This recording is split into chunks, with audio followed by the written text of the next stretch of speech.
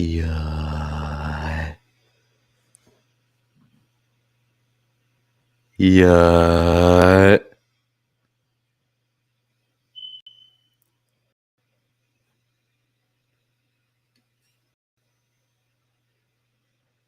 Yeah. Oh man, what's good? Y'all, what is good, baby? We are back. We're now back in the swing of things.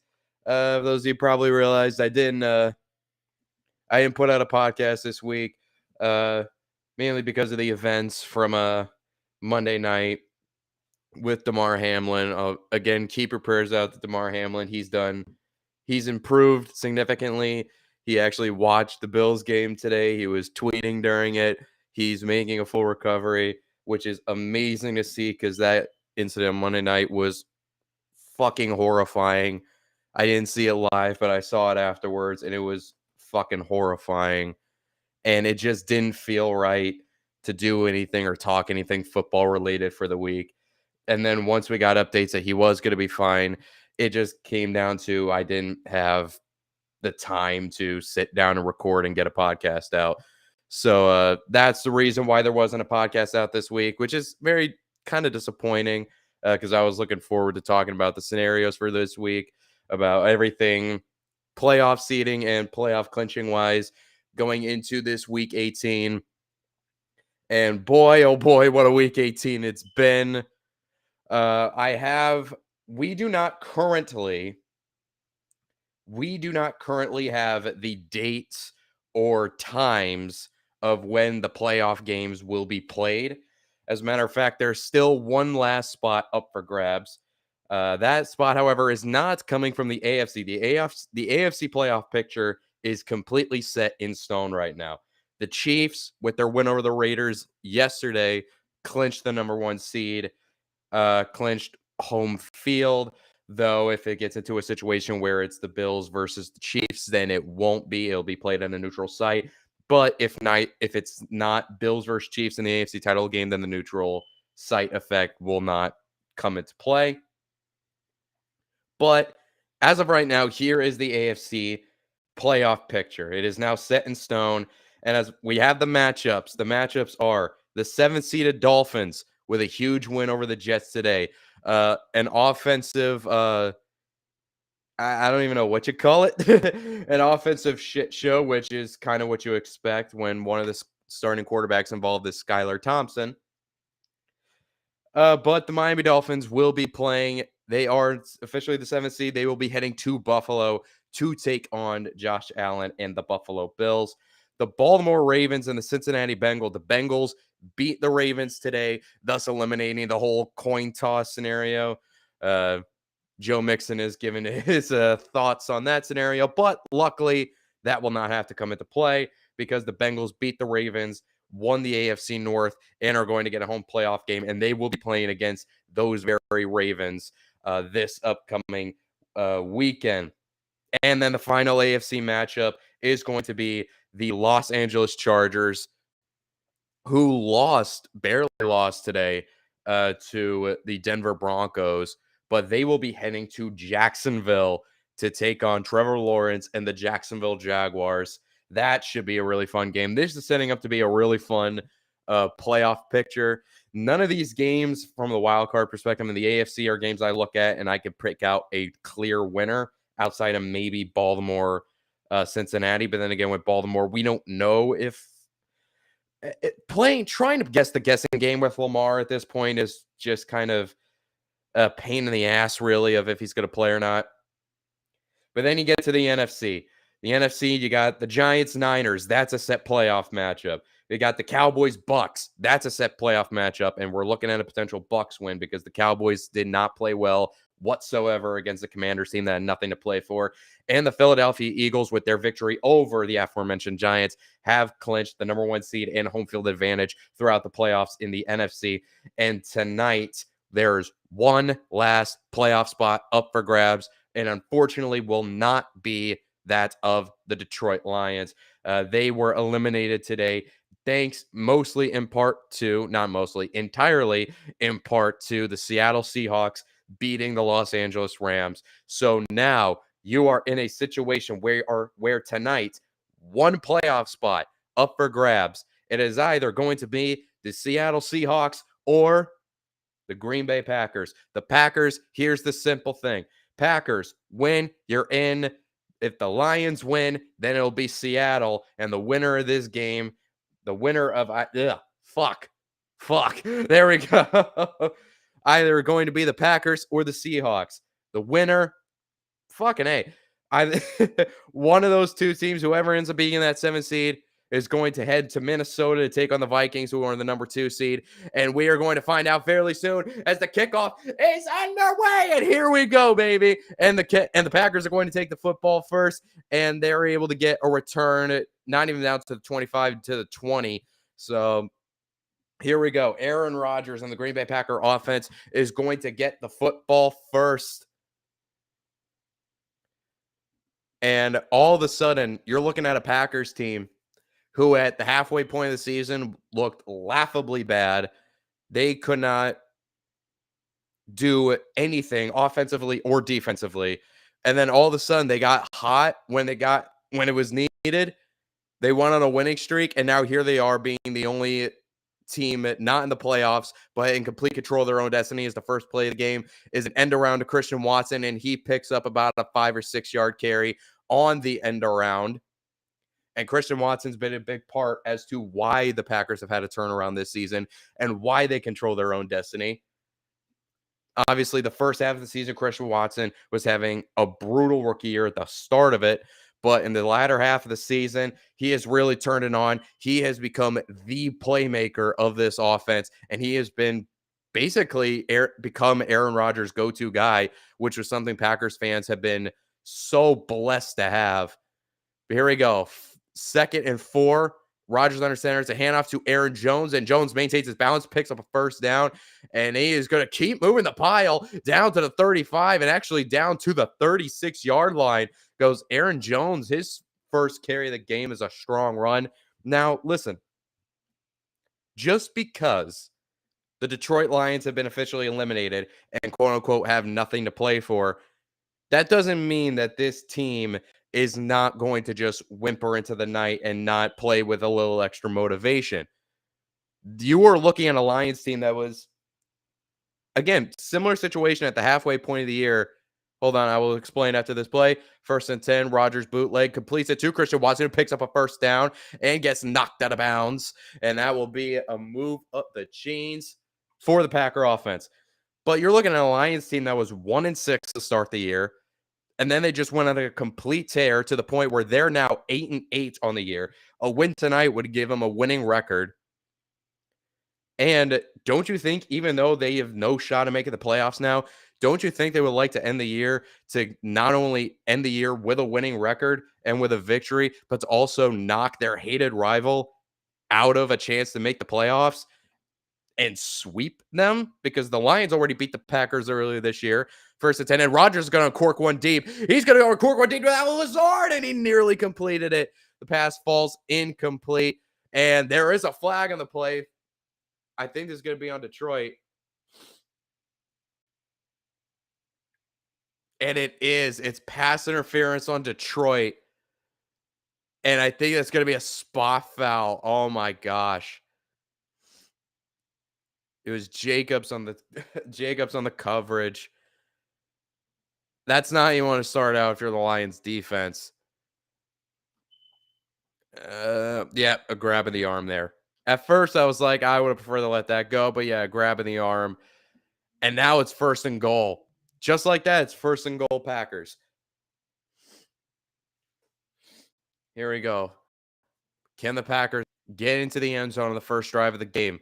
1st and goal from their own 5.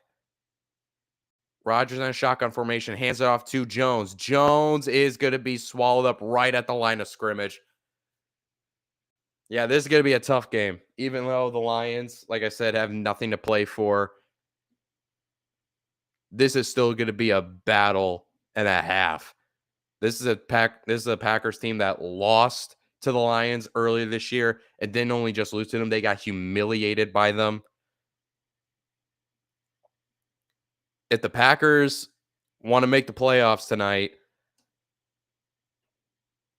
they should be prepared to get beaten and bruised because this is going to be a tough game for them. This is going to be as close to a heavyweight fight as you can get. Second and goal, play clock down to 1. They just get it off, and it's a handoff to AJ Dillon, his first carry of the night, and he again goes nowhere. Back-to-back running plays that got stuffed at the line, and that's going to set up third and goal from the 5. The third and goal from the 4, actually.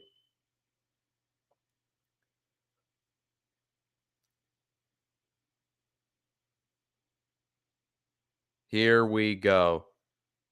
Third and goal coming up. And it's a snap to Rodgers, looking under a bit of pressure, steps up. He's looking in the end zone. He might run it himself. No, jumps up, and it's incomplete. Tried to fit it in there to A.J. Dillon, but the pass falls incomplete. Fourth and goal, so they're not able to punch it in after the long pass interference penalty that set them up in the goal-to-go situation. And it looks like they're going to settle for a field goal unless they potentially keep the offense out there. They're thinking, hey, it's the playoffs. This is going to be a tough game. Why not? Nope. They're sending Mason Crosby out there to take the 3-0 lead early. It's going to be a 22-yard attempt. This is all field goal, all the extra point range, and it is going to be good. And the Green Bay Packers with a 3-0 lead to start this game. Hold on.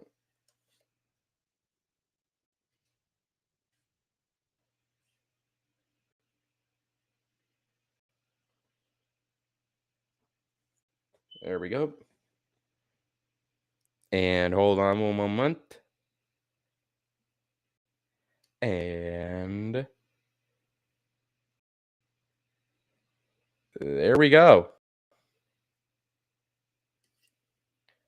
3-0 Packer lead. Good opening drive with the huge help from the pass interference penalty that got them into that goal-to-go situation. But they were not able to cash it in with 6. And that's what I'm talking about. Like, this Lions defense that also, like, through most of the season, or the first half of the season, was not only bad, they were historically bad. Like, they're off. Like, remember, like, those first few weeks, their offense was putting up 35 points a game, and they were losing because their defense was giving up 40 a game. So this was a bad defense, but same as the rest of the team, as the season's gone on, they've improved significantly. And you have to credit Aaron Glenn for that. And you were talking about the potential of them firing Aaron Glenn, but he has been able to turn a corner, and he's gotten the absolute best out of this defense. And realistically, for the Detroit Lions in this game, this is a stepping stone towards 2023.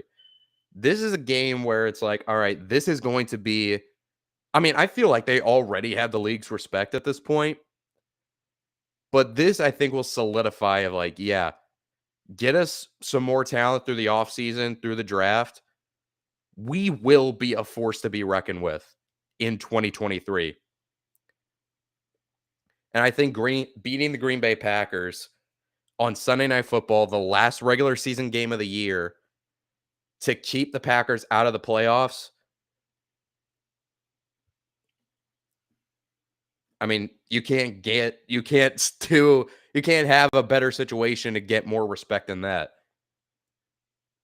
If teams in the league don't respect this team after if a situation like that plays out, I don't know what the hell they would have to do. But yeah, even though the Lions are not going to be in the postseason this year, which sucks, because I do definitely think they were good enough to upset a team or two. But they are going to have a bright future. Dan Campbell has this team going in the right direction. They're going to have a bright future as the kickoff goes out the back of the end zone. And the Lions are going to be on the field for the first time tonight offensively.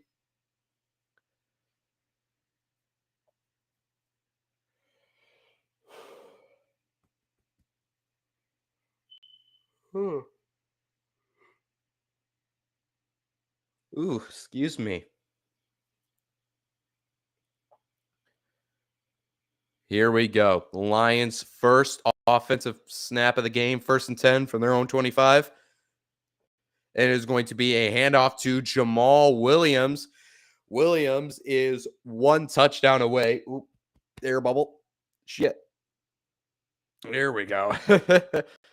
Jamal Williams is currently 1 touchdown away from tying Barry Sanders' single season rushing touchdown record in the history of the Detroit Lions franchise. But Williams is currently not in the game at running back, though. It is instead Jackson who motions out wide at receiver and is an empty set, 2nd and 6 for Jared Goff and company. Goff under pressure throws it, and it's incomplete. Intended for Reynolds, I believe. No, that was Khalif Raymond. Excuse me. But you also want to talk about improvements. I was talking about how the Lions have improved and the Packers have improved. One thing that is kind of also improved to a degree has been this Packers defense. A defense that you look at on paper and was like, this should be one of the better defenses in the league. But through 3/4 of the season, they were terrible. They were not playing anywhere near up to their potential. As we have a 3rd and 6 coming up, shotgun formation, snap to Goff. Looking under a bit of pressure and throws it, and it is incomplete. Intended for Josh Reynolds, but there is a flag on the play. We're going to see what this is in a second. And I think indication is it's against the Lions. This might be a hold on the Lions. Or no, they just picked up the flag. Never mind. And Kenny Clark just busted through that. This is a really good Lions offensive line that they just straight up busted through. And here we go. Lions are about to punt it away. And the punt is, in fact, away. And it's a booming kick. It's fielded at the 15. And Nixon is tackled past the 20 down to around the 24-yard line, 23, 24-yard line. And that's where the Packers are going to start their next drive. But yeah, I feel like that series didn't really show it. But the Packers defense has improved significantly and is finally actually playing up to their potential. And you saw it last week against the Minnesota Vikings, where they completely locked down that Vikings offense. So yeah, this is a matchup of two teams that are, through the first half of the season, were just looking dire, and it just was not looking good whatsoever. And there wasn't a lot of hope around either team. And the hope that there was starting to fade. And then they just kicked into gear to the point where heading into this week, they had legitimate chances of making the postseason. And in the case of the Packers, control their own destiny. And here they are getting the football back with a 3-0 lead in the first quarter.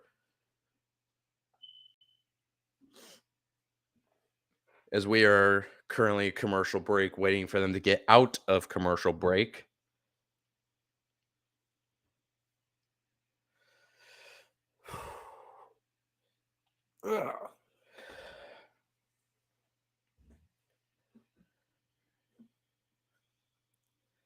All righty. I always forget. They always love their commercials.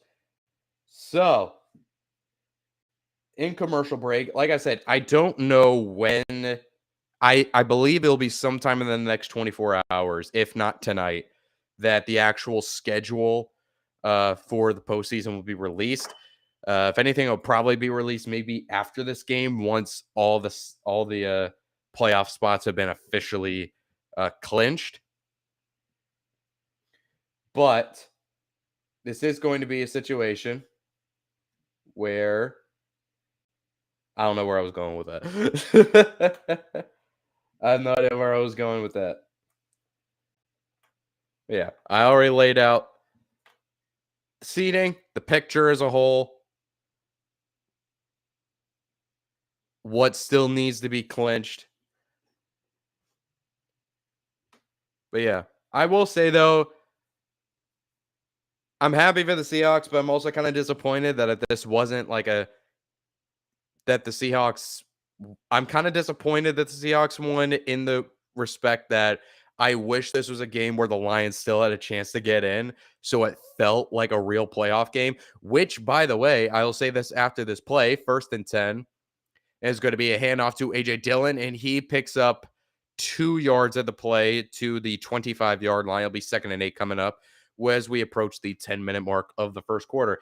But I'm going to get this out. I'll say it again in the podcast for this week, but it will only be on Sundays though. But I will be trying to stream here on YouTube as many playoff games as I can. It'll only be on Sunday, unfortunately, because that's the only day in my weekly schedule that is cleared up. But here we go. 2nd and 8. Snap to Rodgers, completes it over the middle to Randall Cobb, who gets tackled at the 30. He's going to be 3 yards shy of first down. 3rd and 3 coming up. So, yeah, that's going to be kind of the schedule. We'll get more clarity on the schedule once the playoff picture comes. Not the playoff picture. Once the playoff schedule comes out. Oh, shit. They gave him a really favorable spot. It's actually 3rd and 1. 9.5 to go. 3rd and 1 for the Packers. Rodgers is in an empty set. Nope. Shotgun formation. Handoff to Aaron Jones, and he might have got there. He extended for the first down. Are they actually going to mark him shy? I think they're going to mark him shy. Wow. They do. It's 4th and inches. It's 4th and inches for the Packers, and do you risk going for it? The offense is still out there. Probably going to try and draw them off sides. And I can't imagine they're going to snap this ball now. Play clock's at 10. 7, 6. They're not snapping this ball. They do snap the ball. It's an end around to Allen Lazard, and he didn't get it. He didn't get it. Alex Anzalone tackles him, and then, oh my God. Oh no. If you're that deep in your territory, the Lions are going to get the football at the Green Bay 31. I was like, they're going to just try and draw them off sides. There's no way they're actually going to go for it. Not this deep in their own territory, but they did. And I don't even hate the play call. Like, here's the thing. I don't hate the play call, but I would have tried to done that with someone like Christian Watson, who's bigger and faster and has a better chance of breaking that tackle than Allen Lazard. So I don't hate the play call. I just wish you did it with a different guy. But that's a turnover on downs, and it sets up 1st and 10 at the 31 for the Lions. Play action and screen to Amon-Ra St. Brown, who gets the first down, and he gets upended at the 20-yard line. So 1st down for the Detroit Lions, and just like that, they're now in the red zone with a chance to tie and or take the lead in this first quarter.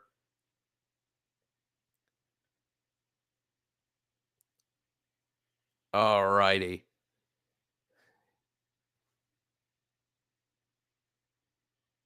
Here we go. 1st and 10 for the Lions.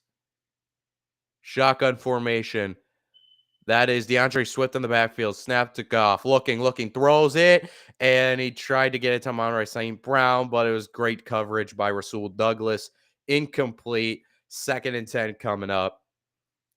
7:49 to go in this first quarter. Ugh. Oh, man. Oh, man. Here we go. 2nd and 10. It is once again shotgun formation. Raymond in motion. Play clock down to 8. And is a snap to Goff. Handoff to Swift. Swift with his first carry of the night, and he picks up only a yard. Other than that, he runs into a Green Bay brick wall. 1 yard gain is going to be 3rd and 9 coming up. Lions with a chance to put points on the board here in the red zone, fresh off the turnover on downs.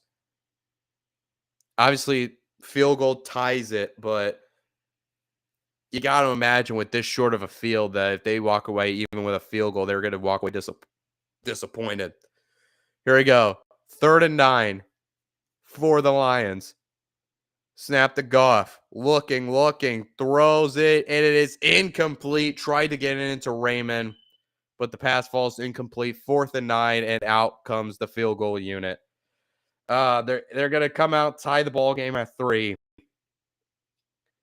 But man, if you're the Lions, you're like, damn, that was such a great opportunity to get 6 on the board with such a short field, and they can't get it done. But nonetheless, 37-yard attempt, and the kick is good, and we have a tied ball game, 3 apiece.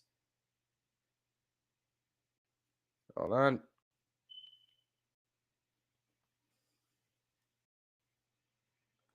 And there we go. 3 apiece.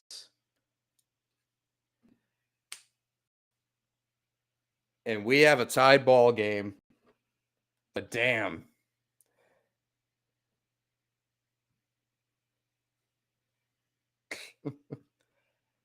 All righty. Man, I don't. The Packers are lucky that their defense held.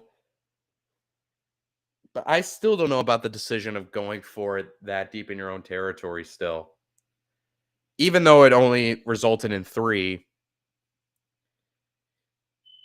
I'm more upset at the decision to go for it rather than the play call. And even in regards to the play call, I don't like running that play, a wide receiver jet sweep with Allen Lazard, who is by far your slowest receiver. Maybe they were thinking, hey, he's a bigger body. All he's got to do is just get the handoff, turn around the corner, and just hopefully just break a tackle. But he's your slowest receiver. And I know I've already said this, but run that play. If you're going to run that play, I don't hate the idea of running a jet sweep, but run it with Christian Watson. Run it with Christian Watson. Hell, you've scored touchdowns this year running the jet sweep with Christian Watson. You've scored touchdowns by running Christian Watson on the jet sweep. So if you're going to go for it that deep in your own territory on 4th and inches, and you're going to call a jet sweep, you're not going to run it with Christian Watson, it doesn't make sense to me. But if you're lucky, if you're the Packers, because your defense is able to make a stand, and you're staring at a 3-3 ball game as opposed to potentially a 7-3 ball game. But we are back from commercial break. 7 minutes exactly left in the first quarter. Packers are set to get the football back. Shit. My apologies.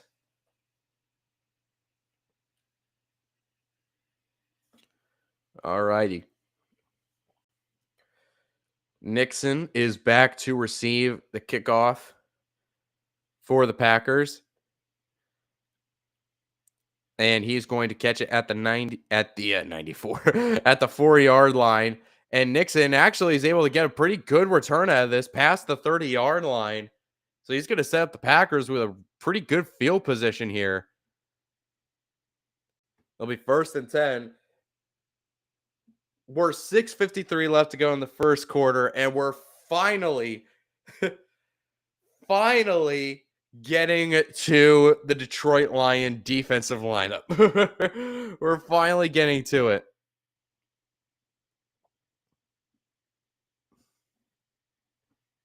Here we go. 1st and 10 at the 33-yard line after the good return by Nixon. Rodgers is under center. Aaron Jones is the running back in the backfield. Lazard is the motion man. Handoff to Jones, and Jones makes a nice move. He's able to get it to the 39-yard line. That was a nice juke move by Aaron Jones after what would have been a loss was able to get a pretty good gain out of that down to the 39-yard line, a 6-yard gain. You're looking at a 2nd and 4 now.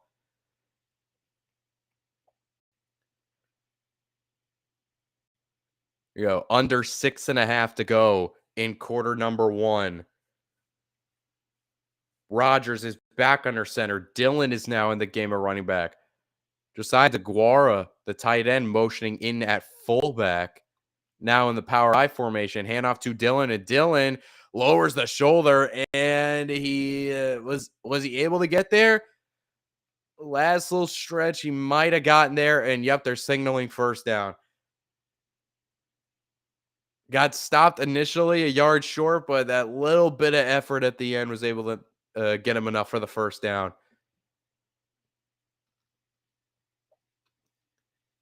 And here we go. Packers with a fresh set of downs.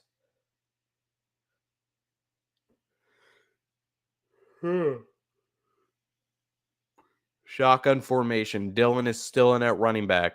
Snap, handoff to Dillon, and Dillon is able to get it past the 45 down to around the 43, 44-yard line. Goes A.J. Dillon, 2nd down coming up.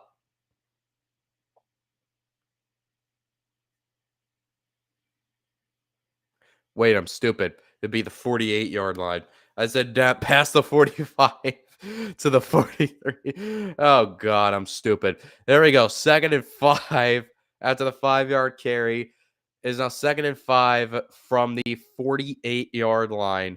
Snap to Rodgers. Looking. Rodgers with a clean pocket. Throws it deep down the sideline. And wide open is Christian Watson. And he's knocked out of bounds inside the 30-yard line. Goes Christian Watson. How was he that wide open?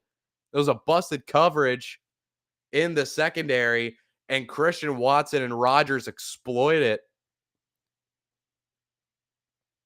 See, Watson, oh, he was just wide open. They were running zone.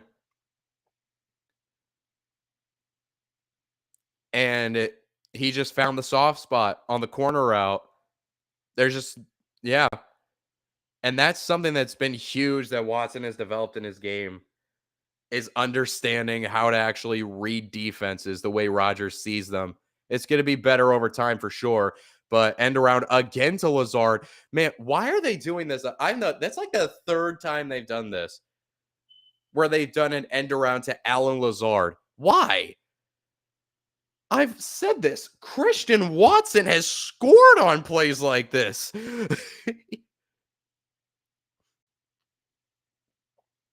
Anyway,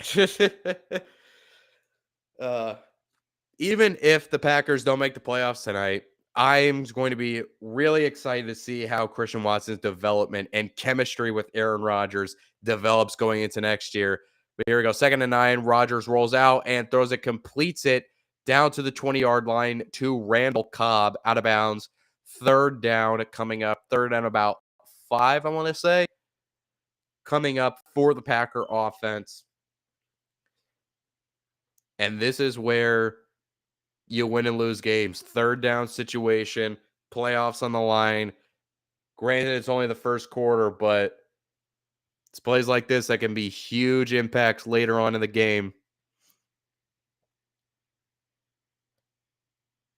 Here you go. 3rd and 5 at the 20-yard line. Rodgers in an empty set, 5 receivers wide.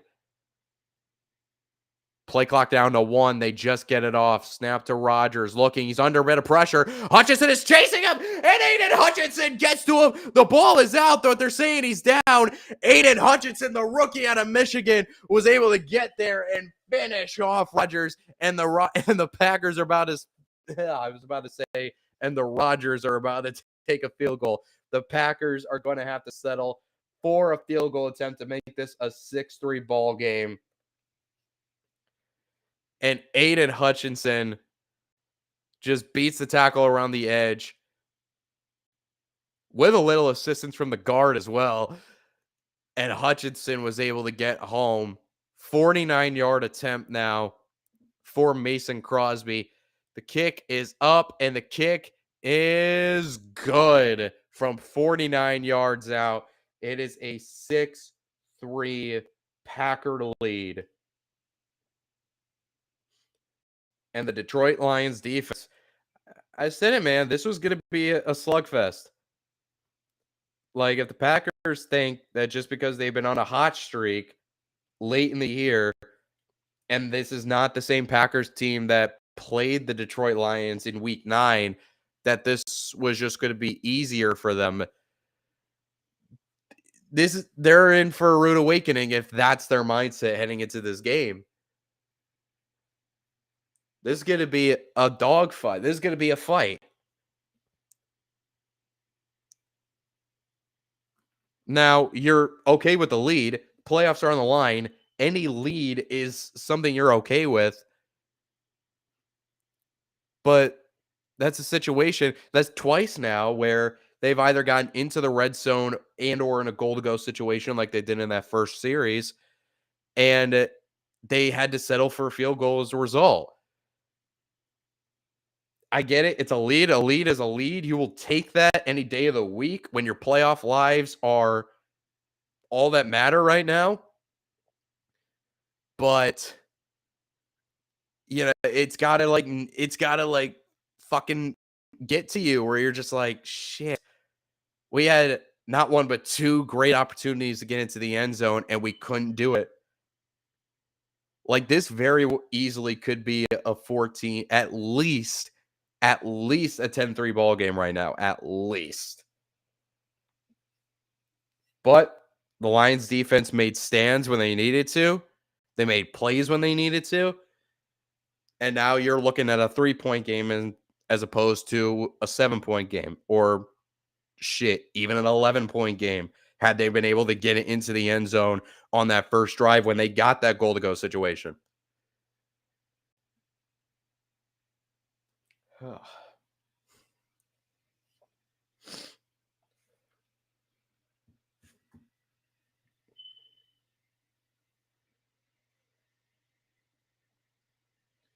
All right, we have some little bit of breaking news. Chargers wide receiver Mike Williams, who got injured in the game today against the the Broncos, suffered a back injury, exited the game, had x-rays performed on him after the game. Those x-rays did come back negative. So that's a good sign for the Chargers, who are going to head to Jacksonville this weekend to take on the Jacksonville Jaguars in the playoffs. They said they're going to run more tests on him, but the fact that x-rays came back negative should be a good thing. But here we go. Kickoff's underway, and the Lions are going to take it out to, I want to say, around the 25-yard line. 1st and 10, a minute 50 to go in this first quarter. Yes, we are still in the first quarter.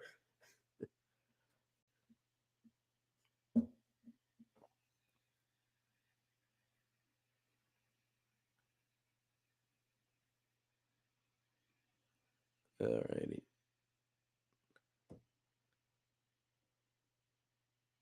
Here we go. 1st and 10 for Jared Goff and company. Goff was in shotgun. Now he goes under center. Jamal Williams is the running back in the game. It's going to be a handoff to Williams. Williams lowers the shoulder, but is able to get back, not able to get back to the line of scrimmage. Quay Walker was the man that was able to make the stop. It's going to bring up a 2nd and 10. So we now hit the 90-second mark of quarter number 1.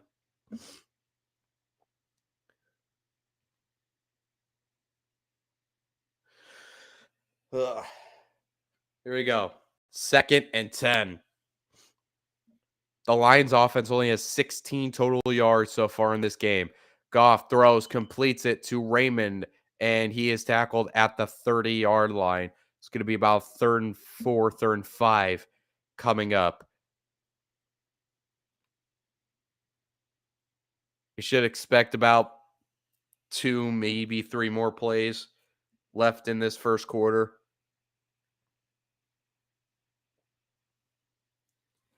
Here we go. 3rd and 3 coming up. Williams was out wide. Now he motions back into the backfield into a shotgun formation for Goff. Snap to Goff. Looking. He's got a clean pocket. Throws it over the middle. Completes it to Amon-Ra St. Brown down to the 45-yard line. And that's going to move the chains.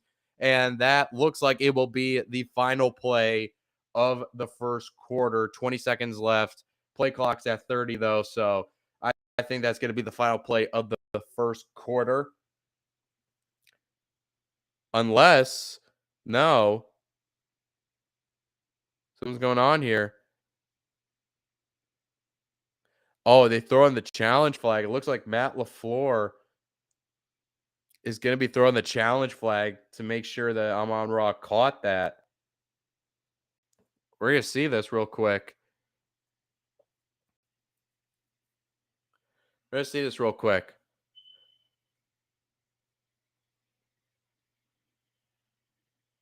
That's a catch. That's a catch. I can't imagine that being overturned. That's going to be a catch.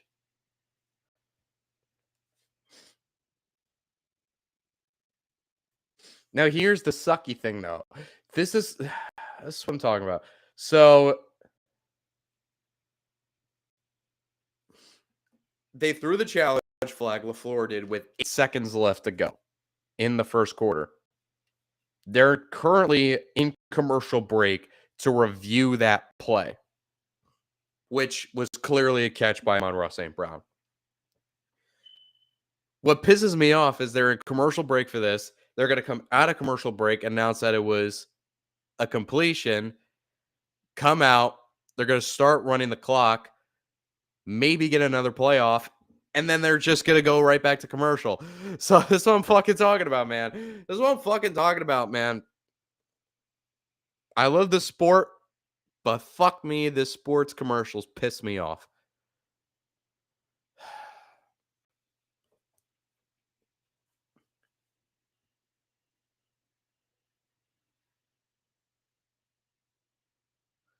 All righty.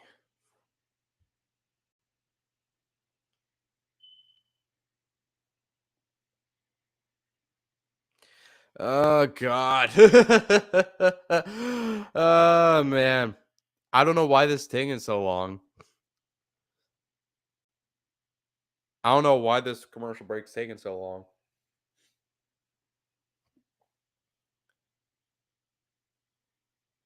Maybe maybe this game will be nice to us and not go to commercial break once they hit the end of the first quarter. Maybe then they'll be nice to us. How about that? Will they be nice? Please be nice to us. Oh, shit.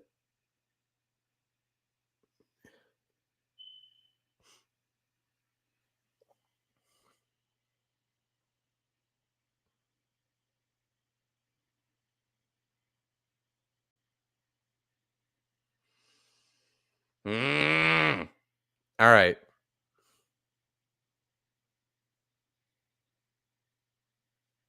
Oh, shit. It's reversed? Wait a minute. He catches it there. Did it move? Oh, he didn't have control of it completely. Okay. When you zoom in, okay. Shit. So it's actually going to go down as an incomplete pass. And it's now 4th and 3 with 29 seconds left. Shit. That was a smart play, actually. That was a smart challenge by LaFleur. And the punt is away. Nixon takes it. Is beating some guys to the edge past the 40, past the 45, and he's tackled at the 46-yard line. Goes Nixon. 17 seconds left in this first quarter. We're probably going to see one more play, and then that will be quarter number 1 in the books.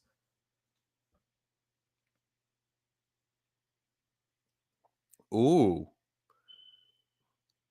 We're getting a Monday night game for... We're going to get a Monday night wildcard game. Okay.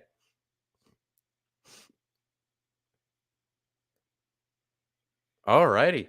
Now, we don't know who that matchup... We don't know who those matchups are going to be just yet, but it should be interesting. Here we go. End around to Christian Watson. Finally makes a move, and he makes a move at the 50-yard line and knocked out of bounds by Alex Anzalone.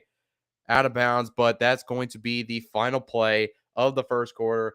There, it took them 3 tries to realize, hey, maybe we should run these end arounds with Christian Watson again. It's worked worked wonders all year. Let's do that again. Why not? But that is going to be the end of the first quarter. We are now heading into the second quarter. And they actually did nice things for us. They didn't go to commercial break. Instead of they're showing some highlights from earlier in the day from the Football Night in America crew. But anyway, the Green Bay Packers are going to be heading into the second quarter with a 6-3 lead over the Detroit Lions. The Packers at the football, excuse me. Two teams' fates hang in the balance in this game. That of Green Bay Packers, as well as that of the Seattle Seahawks, who did their job and beat the Los Angeles Rams earlier today, right before this game. And now the Seahawks are all back in Seattle, watching this game, probably at a big watch party, rooting for the Detroit Lions to make sure that the Green Bay Packers lose this game, and that would send the Seattle Seahawks, Geno Smith and the Seattle Seahawks, into the playoffs to take on the San Francisco 49ers in San Francisco. Who would have thought that at the beginning of the year? At the beginning of the year, we all thought that the Seahawks were going to be in contention for the number 1 overall pick. We all thought they were in the Bryce Young sweepstakes. Little did we know that Geno Smith was going to become the second coming of God himself. So much so that in his first season as starter for the Seattle Seahawks, he today broke the Seattle Seahawks franchise record for passing yards in a single season, surpassing Russell Wilson, which was a record he set back in 2016. Man, Russell Wilson just keeps getting L's, though he was able to get a victory today to end the year against the Los Angeles Chargers. So that was a way to end the year on a good note. But enough of that. We are now back to action in this game. Start of the second quarter. Packers have the football. Second down coming up.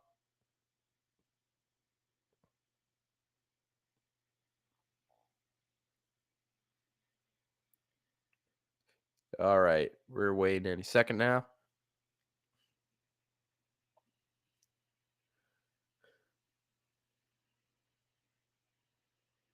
Here we go. 2nd and 4. Rodgers under center. Dillon is the running back in the backfield. Rodgers, play action, looking, throws over the middle, completes. No, he dropped it. Allen Lazard dropped it. Are they ruling it an incompletion? Because he caught it initially, then he dropped it. He never had control of that. That's an incomplete pass. That's going to be 3rd and 4. He never had control of that for a second.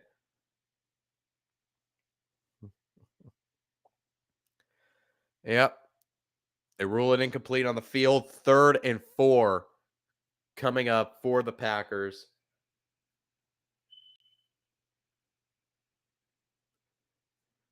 3rd and 4. Ball at the 49-yard line of Detroit. Rodgers in an empty set. Snap to Rodgers. Looking. He's got a clean pocket. Throws it over the middle, and it is, oh, what a catch! Robert Tonyan catches it at the 28-yard line. First down. Oh, my God. Robert Tonyan. Who was on coverage? Was that Anzalone on coverage? Who was on coverage on Tonyan? Because Tonyan just mossed this. That was Deshaun Elliott. Robert Tonyan showing the hops and completely mosses Deshaun Elliott. That's going to set up a 1st and 10 at the 29-yard line of Detroit. Here we go. Shotgun formation. Lazard is the motion man. Dillon is still in the game at running back, and it's going to be a handoff to Dillon on the draw. And Dillon's able to get it to the 25 and then gets knocked back after about a 4-yard carry. Bring up a 2nd and 6. 2nd and 6. Can the Lions defense hold them to another field goal? Or can the Packers say 3rd time's a charm and finally punch it in? 2nd and 5 for the Packers offense. And it is going to be a play action. Rodgers looking. He's got all time. He's got all day to throw, and he checks it down, but Dillon drops it. He checked it down to A.J. Dillon, who would have picked up the first down, and Dillon dropped it. 3rd and 5. Man, fucking Rodgers could have made a sandwich back there. He had all day to throw. And he eventually couldn't find anybody down the field, checked it down to Dillon, who just flat out dropped it. He didn't even look to turn upfield. He just flat out dropped it. It would have moved the sticks, but instead it's a 3rd and 5 coming up.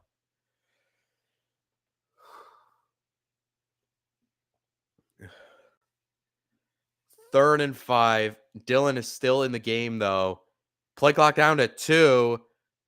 Just get it off. Rodgers looking, and he's going to be sacked. Hutchinson gets his 2nd, and there's a flag on the play. Probably going to be offensive holding. We're going to see this. This is probably going to be on the offense. Holding on the offense. They're going to decline this. No, they're going to accept the penalty. Hutchinson saying no, decline it, because it was 3rd down. I'm with Hutchinson here. I would take the 4th down over the 3rd and 15.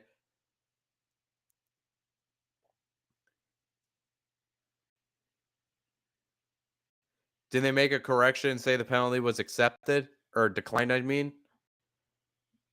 I would. And yep, they made the decline. They declined the penalty. It's now 4th and 11, and out comes Mason Crosby. And the defense once again makes a stand. And it once again comes at the hands of Aiden Hutchinson. 48-yard attempt for Crosby, and it is right down the middle. 48-yard attempt is good.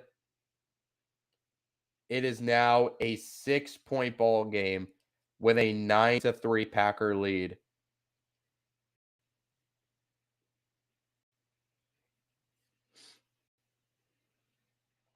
Hold on one moment.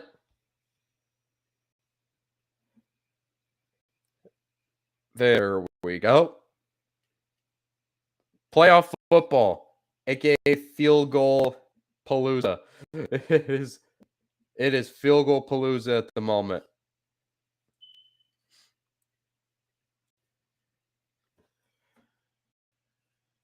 Oh man, the Packers offense is just, they get into these golden situations and then they just cannot finish them off.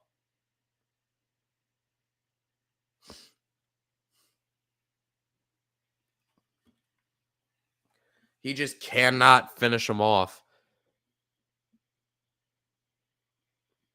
But Aiden Hutchinson has had 2 huge plays that have killed both of these Packer drives that have gotten deep into Lion territory. He's had a stellar rookie season, and he has done exactly what the Lions have hoped for him to do when they drafted him, was become a dominant pass rusher and become a future face of this Lions franchise. And he has done exactly that in just year 1. And he's shown dividends in just this game, if anything. 2 huge sacks that have forced the Packers to settle for field goals to keep this a 1-score game. But now, can the Lions offense finally do something? Because they have not been able to do anything tonight. Can the Lions offense finally get a rhythm? Can they finally get something going here? Just remember, touchdown takes the lead here. Touchdown, extra point, they take the lead.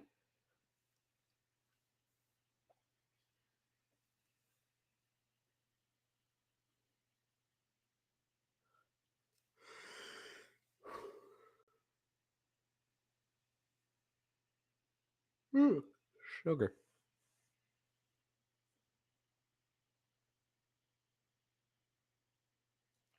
Here we go.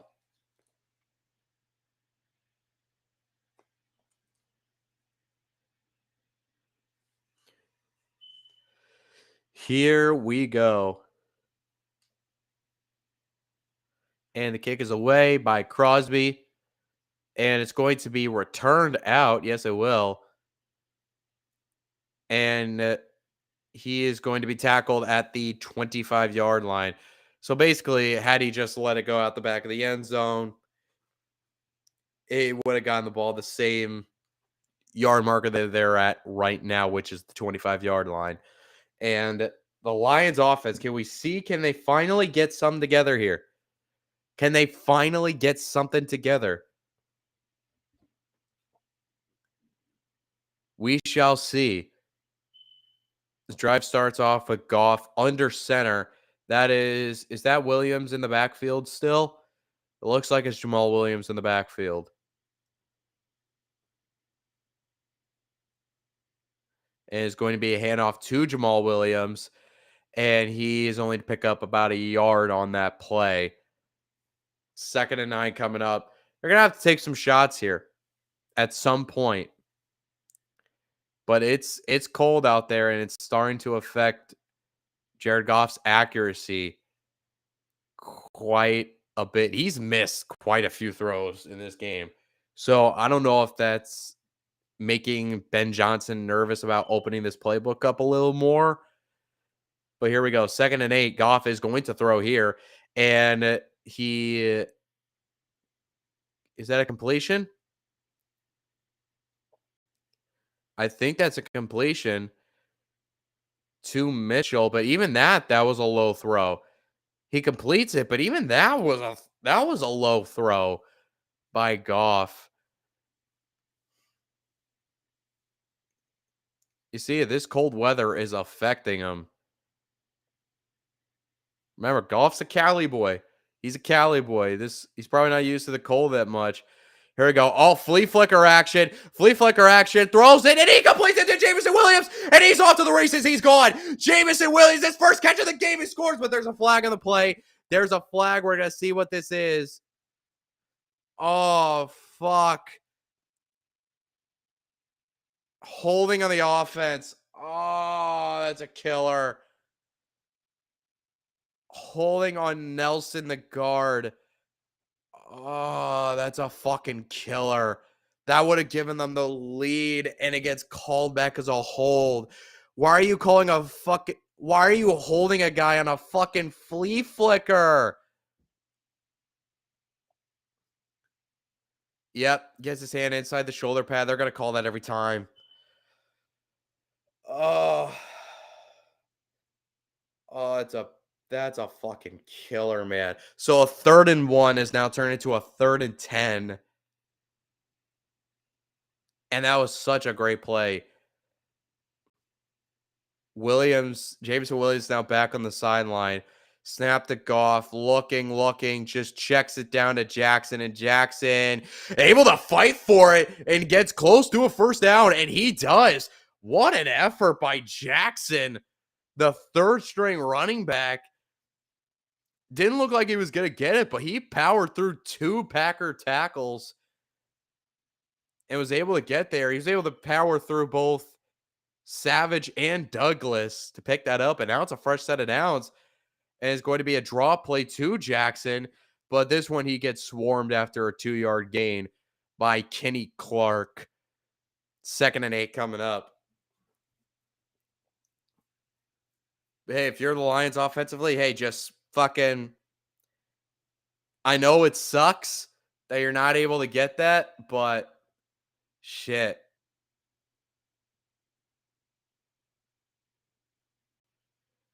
And Jameson Williams, he's on the sideline. He's pissed. He's pissed. And I don't blame him for being pissed. Here we go. Play action, looking. Goff throws it down the field, completes it to Josh Reynolds. First down, past midfield at the 46-yard line. That's going to be a new set of downs. And Jameson Williams coming back in the ball game. And you know after that play, he's going to get all eyes on him. Man, I can't wait for Jameson Williams. We talk about storylines for 2023.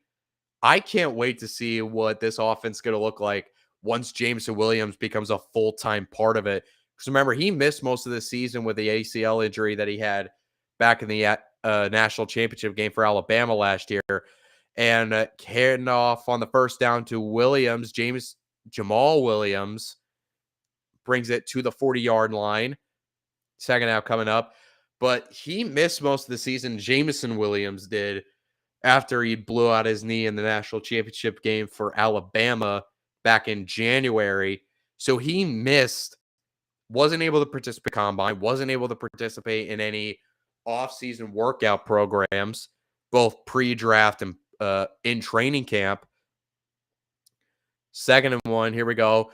And Goff gets sacked, lost it, but he was able to fall back on top of it.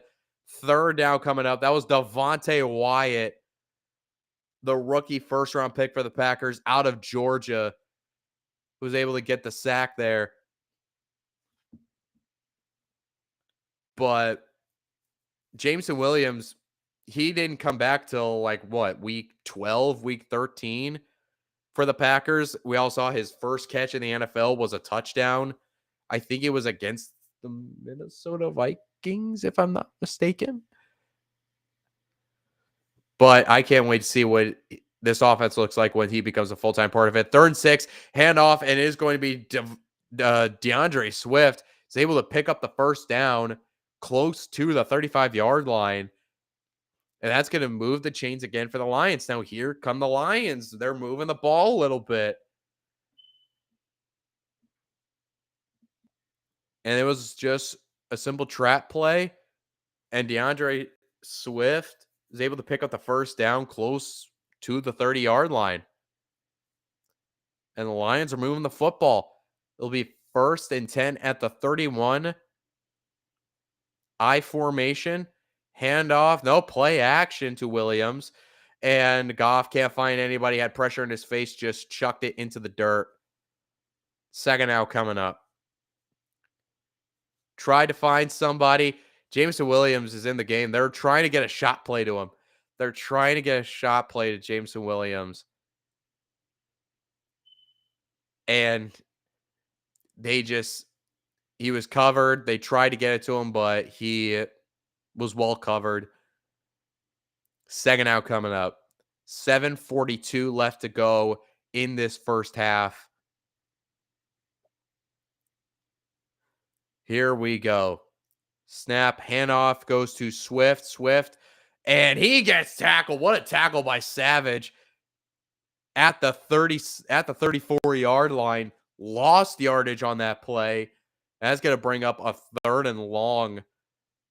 That was about a 3-yard loss. It's going to be a 3rd and 13 for the Lions. And now the Lions, they had a good drive going, but now they're going backwards.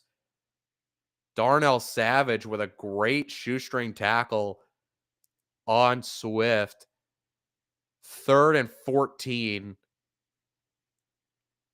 at the 35-yard line. Shotgun formation. Snap to Goff. Goff under pressure. Checks it down to Swift, but he's only able to get it past the 30 down to the 28-yard line. And here comes the field goal unit. Here comes the field goal unit. So, once again, it's same situation as the Green Bay Packers where they get a nice drive going. They get it down deep into opponent territory, and then they just stall out and have to settle for a field goal. And here comes the money badger, Michael Badgley, to make this a 3-point game. It's going to be a rough one. It's going to be a 46-yard attempt. And he missed it. He missed it from 46 yards out, so it still stays as a 6-point game. So after all that, the Lions had a nice drive going, and they don't even capitalize with points. After a missed 46-yard attempt from Michael Badgley, this remains a 6-point game. Oh, man. So now the Packers are going to get the football at the 28-yard line when we get back from commercial break. Shit. That's a missed opportunity. That was a huge missed opportunity. Ugh.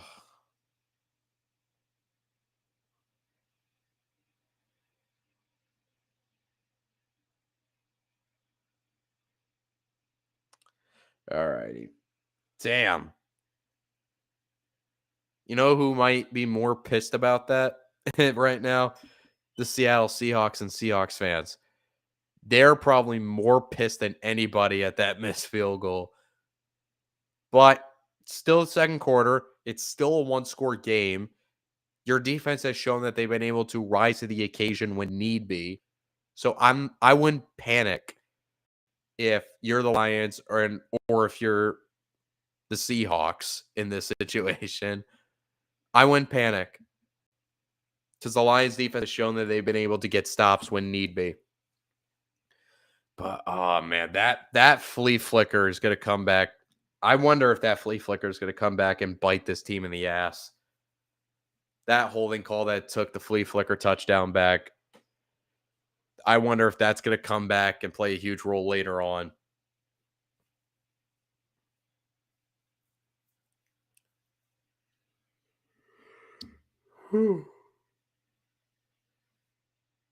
Ugh. Excuse me. All righty. Come on now. Let's get back to the action now. Come on. Let's get back to the action, please. Please. Pretty please. Pretty please.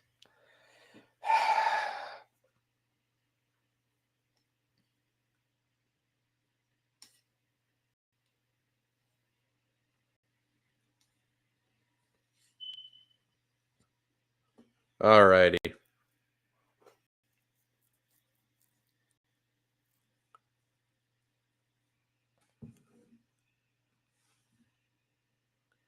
All right, we are now back from commercial break. It's actually 1st and 10 from the 36-yard line, actually.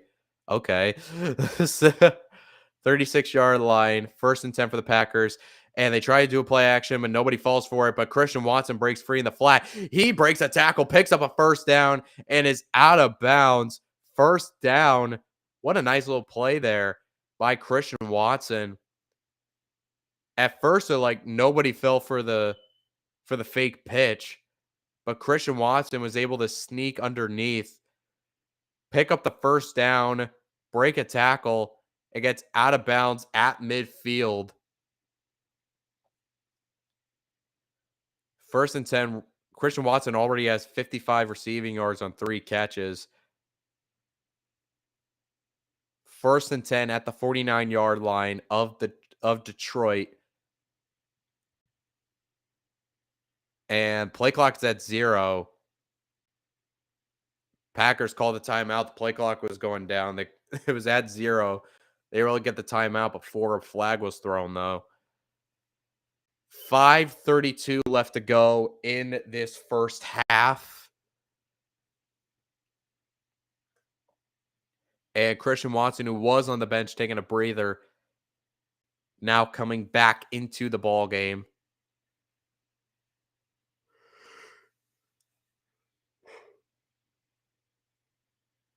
Ugh.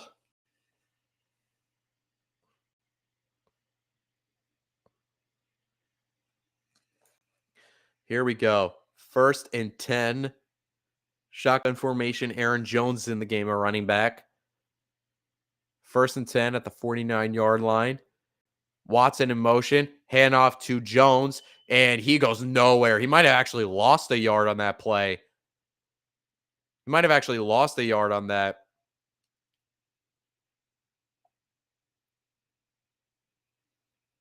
It's going to be 2nd and 11 potentially coming up.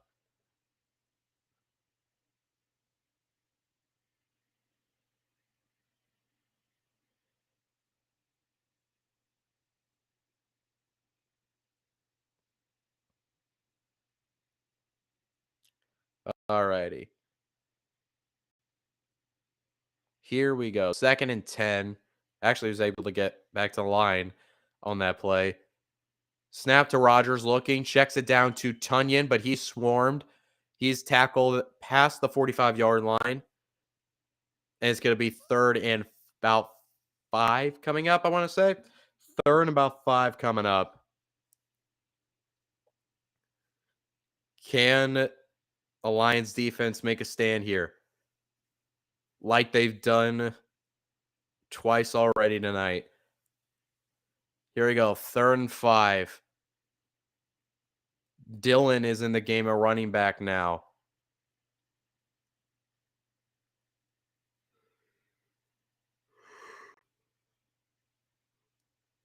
You know, 3rd and 5. Play clock down to 1. Play clock's at 0. Were they able to get a timeout off? No, they were not. They weren't able to get the timeout off. It's a delay a game. So now that changes your strategy of what play to call here. So delay a game. It's now, it backs them up 5 yards. So a 3rd and 5 now turns into a 3rd and 10. Kind of changes your game plan of what play to call a little bit here.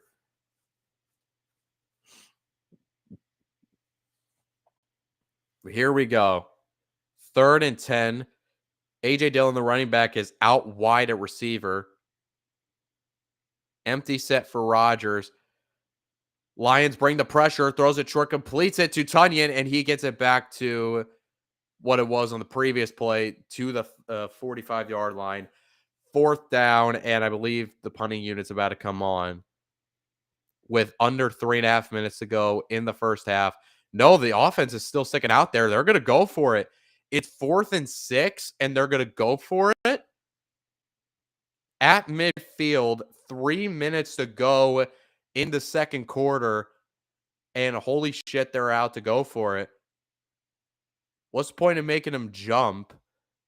Because even if you make them jump, it's still not going to be enough for the first down. And nope, free play. They do snap at free play, and it is... They got him to jump, but it was a 4th and 6, so it's not going to be an automatic first. It's neutral zone infraction. It's still 4th down, so now it's a 4th and 1. I mean, if you go for it on a 4th and 6, I can imagine they're going to go for it again on a 4th and 1. But yeah, Rodgers on that play just chucked it up. It's incomplete. It was a free play. Why not? But 4th and 1.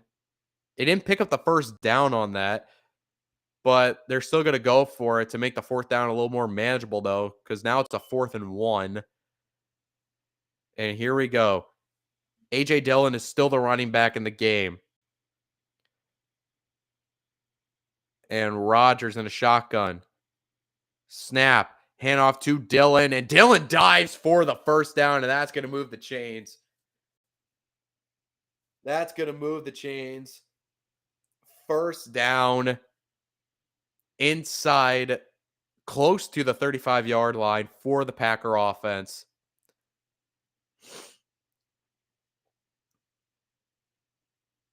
That's all you had to do. Find the hole and just dive for it. That's all you had to do for it. Here we go. 1st and 10 at the 38-yard line for the Packers. A.J. Dillon's still in the game, and another timeout is called. Rodgers is smiling. I think it's a timeout call from... I don't know who called the timeout on that play.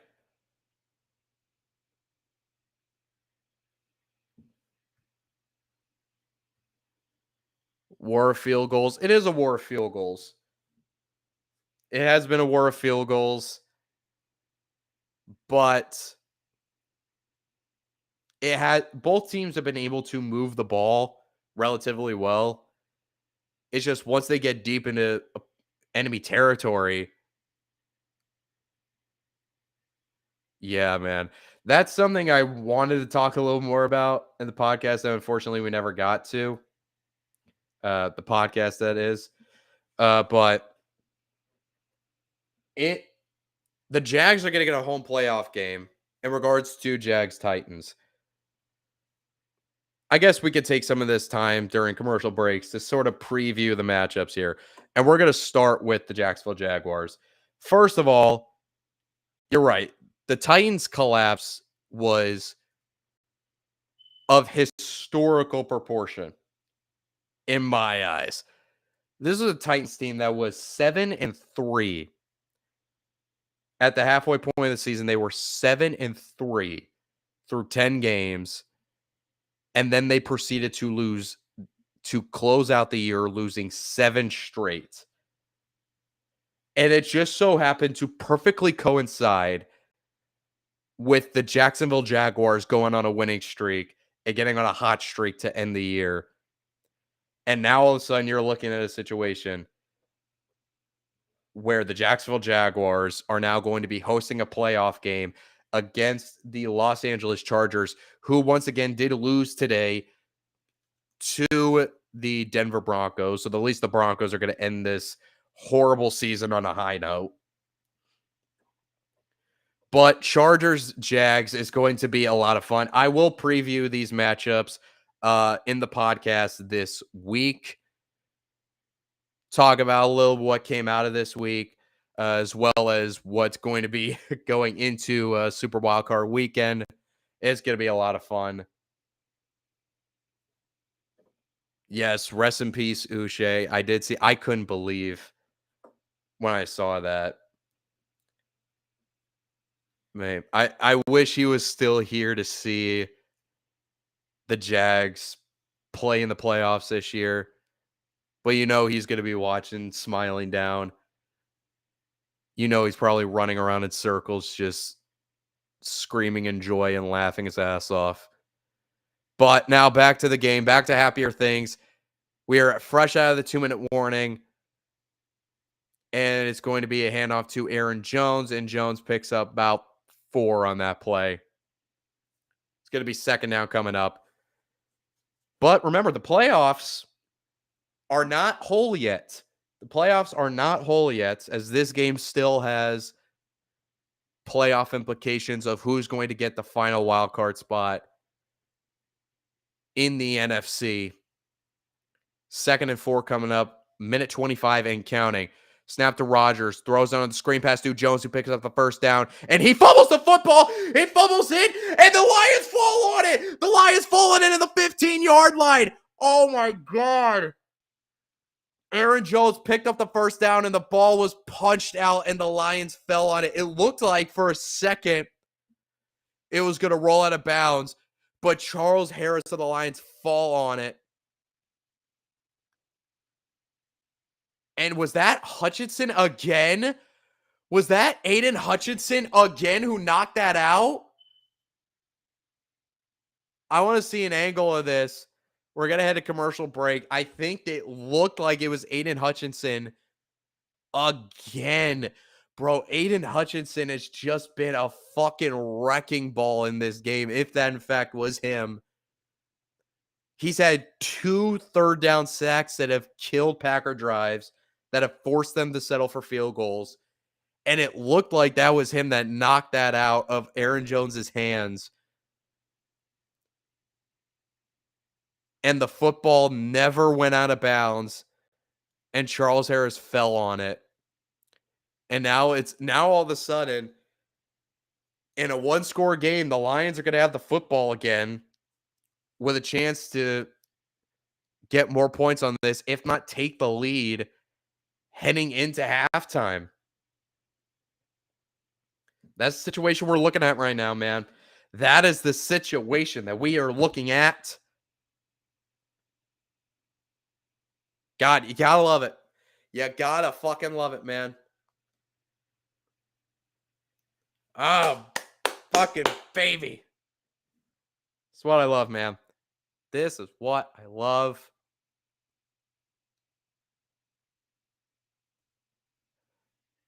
It's playoff football. It's not technically the playoffs yet, but there are playoffs on the line here for one team involved and another team in the Pacific Northwest watching this game, probably jumping for joy after that play in the Seattle Seahawks, whose playoff lives are also on the line depending on the results of this game.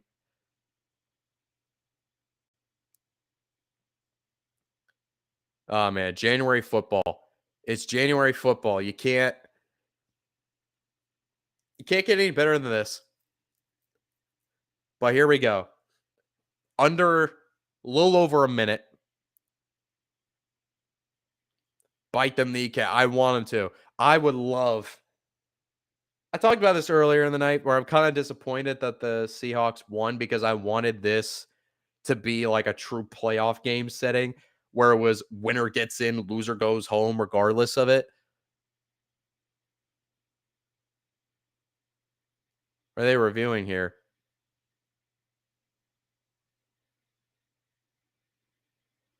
I don't know what they're reviewing. Assuming they're reviewing anything. But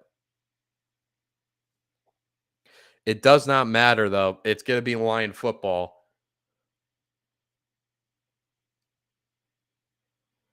First and 10 for the Lions at the 15-yard line. And here we go. Can they capitalize on that huge turnover? Snap the Goff, looking, throws it, completes it to Amon-Ra. Nope, that is Khalif Raymond, excuse me. Second out coming up. 1:07 and counting. The Lions still have all three timeouts, though. They still have all three timeouts. 2nd and 5. Snap to Goff, looking, throws, and it's knocked away by Darnell Savage. Frankly, if he was quicker, could have picked that off. But third down, clock stops at 52 seconds. Tried to get it to St. Brown, but Darnell Savage, who's had a really rough year, was able to make a huge play on that football.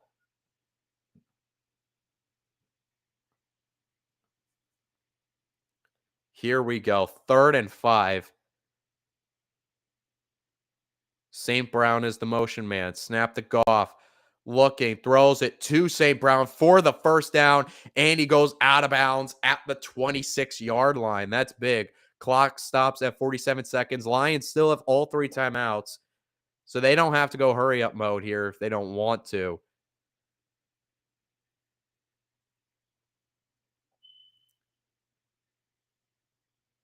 Working on Savage again. And here we go. 1st and 10 at the 26-yard line for Detroit. 47 seconds to go. Shotgun formation once again. Raymond the motion man. Snap to Goff. Looking. Screen pass to DeAndre Swift. Swift tries to get out of bounds, and he does at the 29-yard line. 41 seconds left. 2nd and 7 coming up. It looks like for the Lions. It was weird. Frank Ragnow it was a screen pass, but Ragnow was the only guy out there blocking. That was weird. All righty. Here we go. 2nd and 7.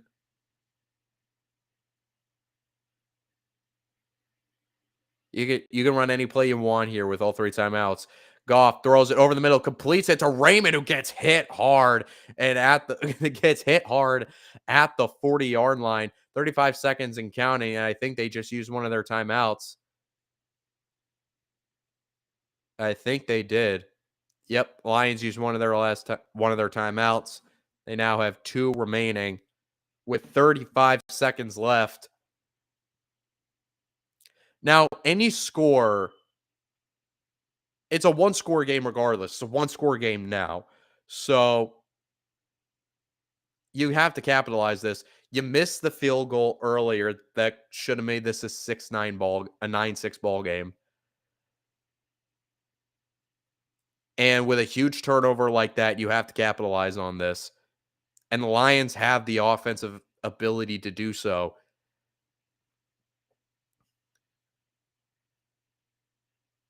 Here we go. 1st and 10 for Detroit. Snap to Goff, looking, checks it down to Swift. Swift makes a move, and he's tackled at the 45-yard line, 30 seconds and counting, and they use their second timeout. So now they only have one timeout, 29 seconds left to at least get into field goal range.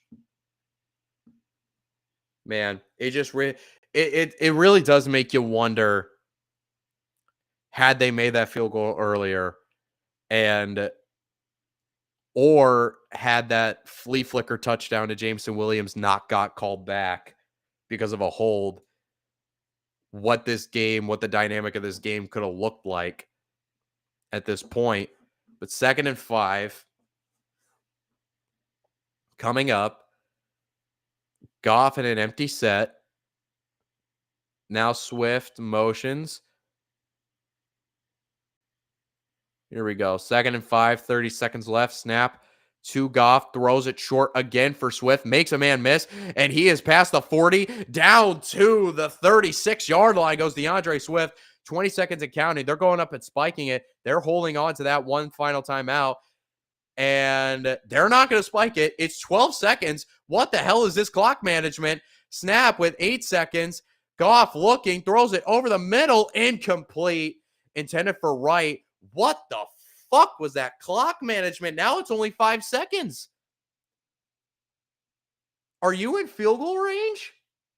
It's 36 yards. You only have 5 seconds. You had one timeout. You didn't, and they didn't even go up and spike it? What the hell what were they doing? And they're keeping the offense out there, I guess, to try and get this closer, because you can't take a shot to the end zone now. That would take up too much time.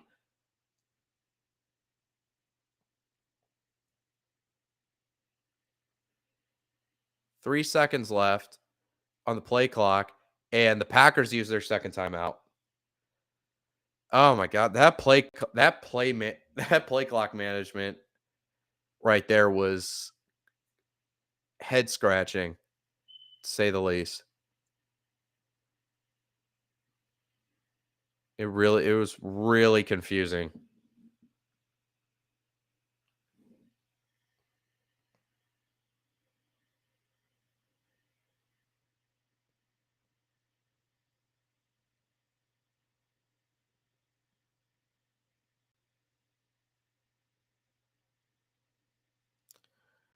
All righty.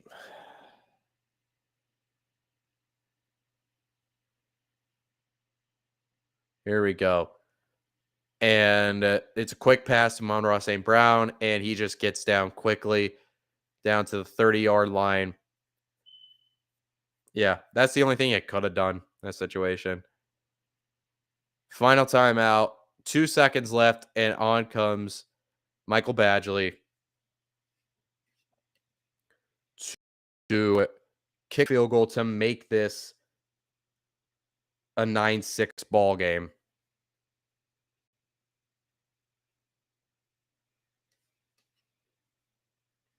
Here we go. I don't know how long this is. It's 48 yards. So it's 2 yards longer than the field goal attempt they missed earlier in the quarter. And, oh, shit, there's a flag on the play. Flag's going on. What the hell's going on? Dan Campbell's Dan Campbell's nose is red as shit. What happened here? So we get lined up. And fucking Rasul Douglas, I don't know what he was doing. He just went over and just put his hand. What the fuck was he doing?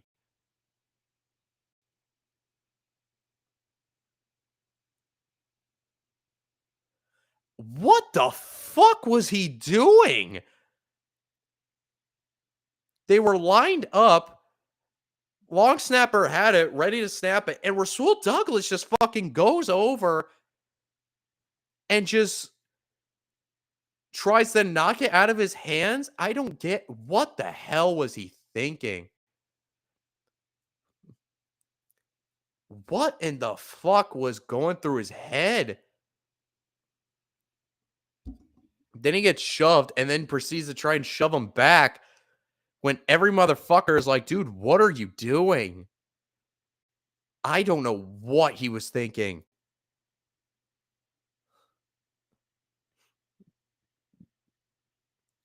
Here you go. And it's a penalty. It's a 33-yard attempt now. And that attempt is good. It's a 15-yard penalty that took it from a 48-yard attempt to a 33-yard attempt. And that made it easier. And now they go into halftime with a 3-0 lead. I don't know what the fuck was going on there. I could not, for the life of me, explain to you what that was. I know. Can someone please? I need to go with it. I usually take a break now, but I'm sorry. I gotta go into the Twitterverse for a second.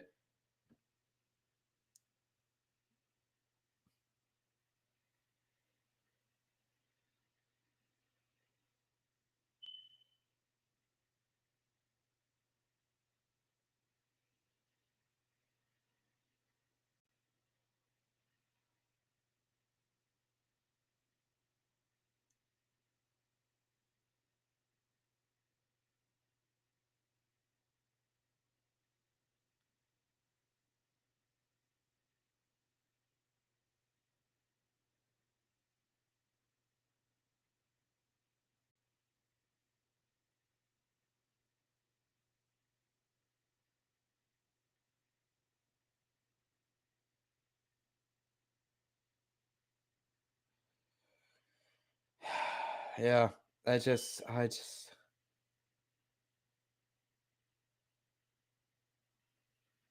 can't tell you. I cannot, for the life of me, explain what the hell that was.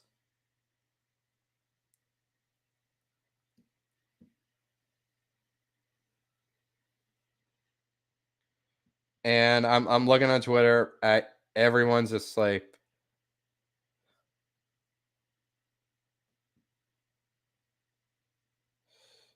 okay, yeah, let's see here. Everyone's just like, they don't know what the fuck he was doing. Okay, you know what? I'm done. I'm just gonna. We're in halftime now. My voice is starting to get a little raspy a little bit, so I'm just gonna take a little break and try wrap my head around what the fuck we just saw. So I'll be back at the start of the second half.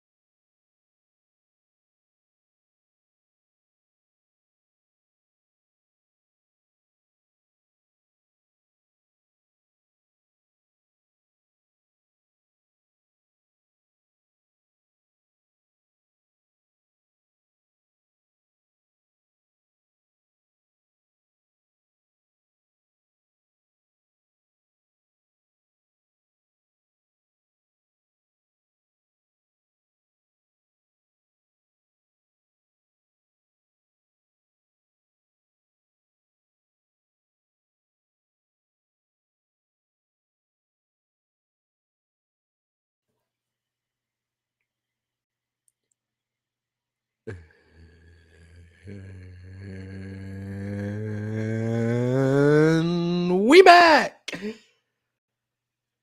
We are back just in time for the second half to kick off. Now, the Packers got the football first, which means it will be the Detroit Lions who will be getting this football first with a great chance to double dip. And just in case you're wondering, no, I still have not figured out what Rasul Douglas was doing on that play.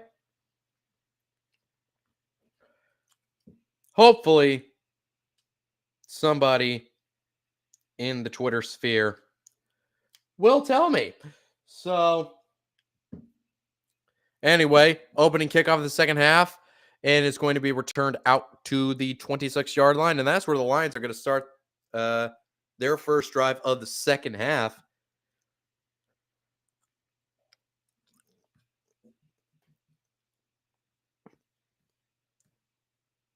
I'm still searching to see what was going on with Douglas.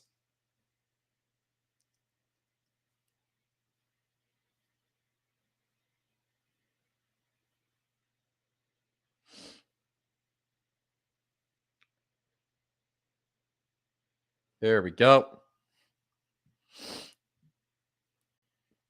All righty, here we go. First play from the 26-yard line, 1st and 10, play action. Goff looking, throws low over the middle, but it is incomplete. Intended for DJ Chark, only his first target of the game. First time tonight they've targeted DJ Chark.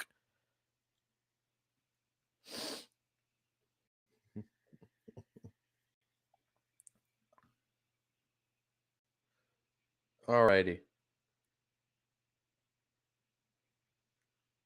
And here we go. 2nd and 10. 2nd and 10 for the Lions offense after the incomplete pass. Here we go. Snap to Goff. Looking, under pressure. Escapes, though, and he's going to run it himself. And he's just going to slide past the 30. Slides at the 30. Shit, at the 32-yard line. Goes Jared Goff. It's going to bring up a 3rd and short. All right, now, for the Detroit Lions, like I said, a great chance to double dip here. You obviously want to get the touchdown here because, frankly, they should have already had a touchdown on the board at this point. But any points here would make this a tied ball game. So here we go. 3rd and 5.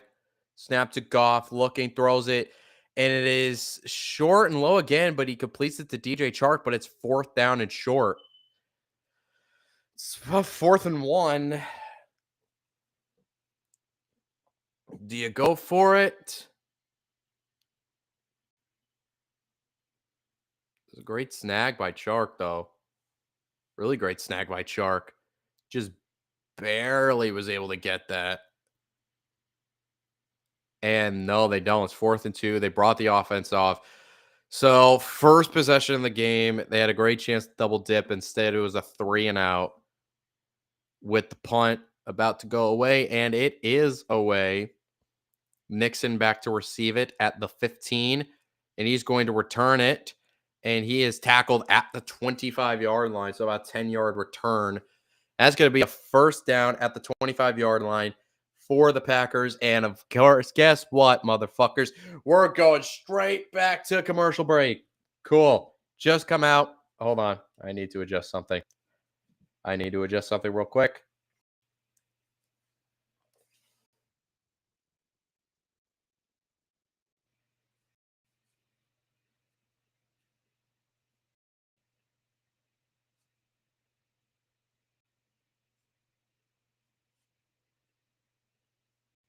Alrighty. And there we go.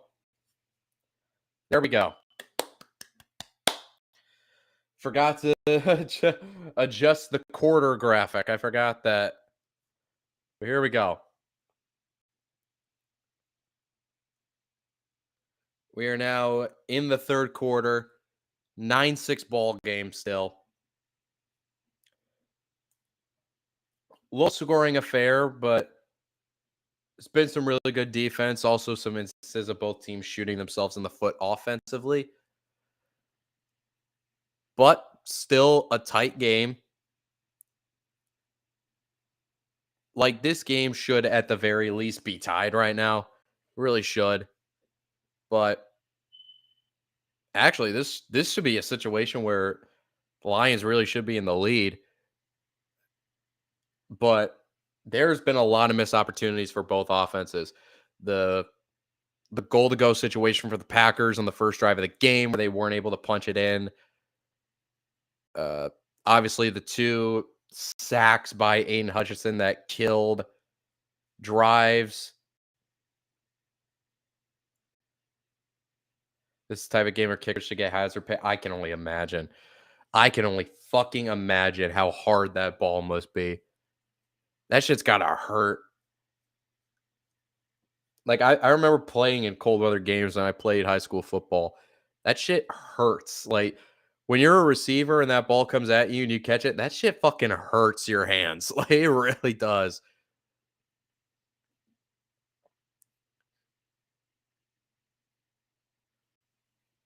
But here we go.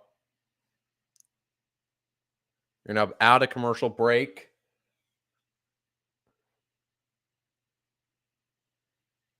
First and 10 at the 25-yard line for the Packers offense. Their first possession of the second half.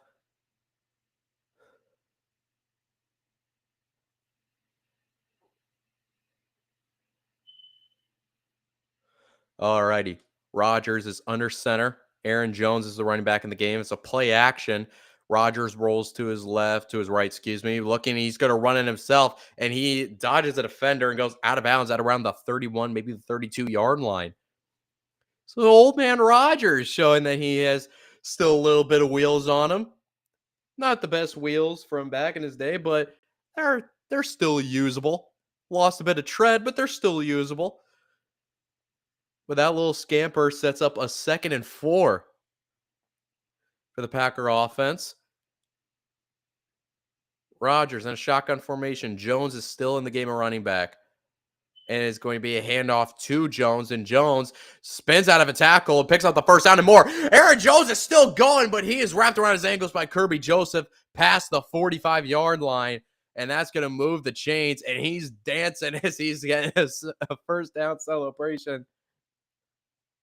Oh my God. I thought he was, if it weren't for Kirby Joseph, he was probably going to break down and score. Had it not been for that Kirby Joseph wrapping getting him by his ankles, I think Aaron Jones would have housed that. Here we go. 1st and 10, though.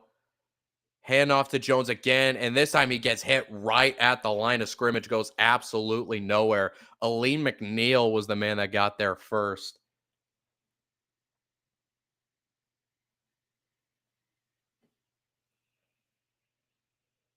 Who's on Black Friday? Well, well, the term's Black Monday, but I don't know. There's 3 openings right now. Denver, Carolina, technically, and oh gosh, who's the third one? Oh shit! Oh shit! Oh shit! Oh shit! I don't remember. I don't remember. Fuck. But anyway, back to this real quick as I think about that. 2nd and 10, and he completes it to Lazard, who picks up the first down past the 40-yard line. They're now into Detroit territory. But as far as for Cliff Kingsbury goes, he should. I don't know if he will, though, because remember, him and Steve Keim, the general manager for the Cardinals, both signed pretty lengthy and pretty pricey contract extensions in the offseason. And I don't know if Cardinals ownership would be okay with firing Kingsbury because of that contract that they just paid him, even though they should. They absolutely should. Here we go. 1st and 10 for the Packers. The pitch to Aaron Jones, and he picks up about 3 yards, and Aiden Hutchinson from behind again. Aiden Hutchinson's just been everywhere tonight. But yeah, as far as for firings go, I don't know. I think honestly, as far as like overall coaching jobs open, I don't think there'll be more than 5 realistically.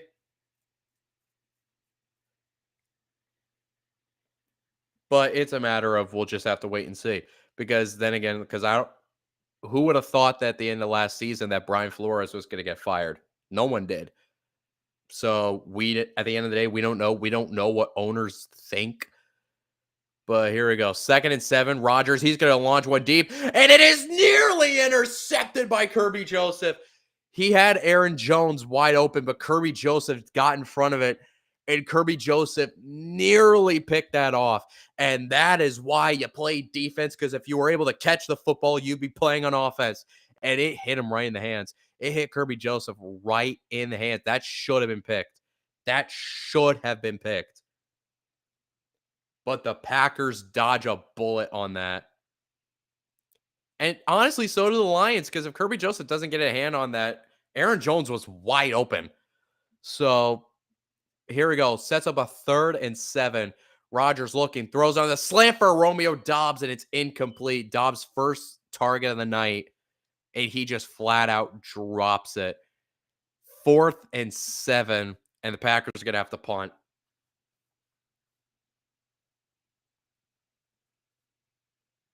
Oh. Shit, dude. Oh, it's so fucking no, they're not gonna punt it. They're in field goal range. They're gonna attempt a 53-yard attempt with Mason Crosby in this frigid condition. Here we go. 53-yard attempt. Snap ball down. And the kick doinks off the crossbar, and it's no good. He didn't have the leg for it. He didn't have the leg. It hit the crossbar, and it's no good.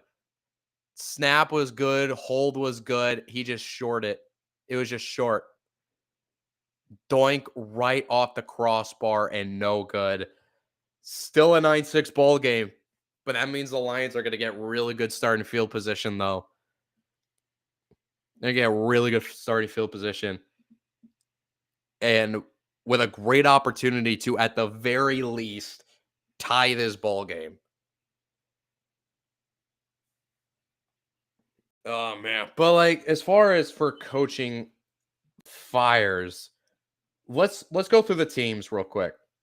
Let's go through the teams right now. Nobody in the AFC East is getting fired.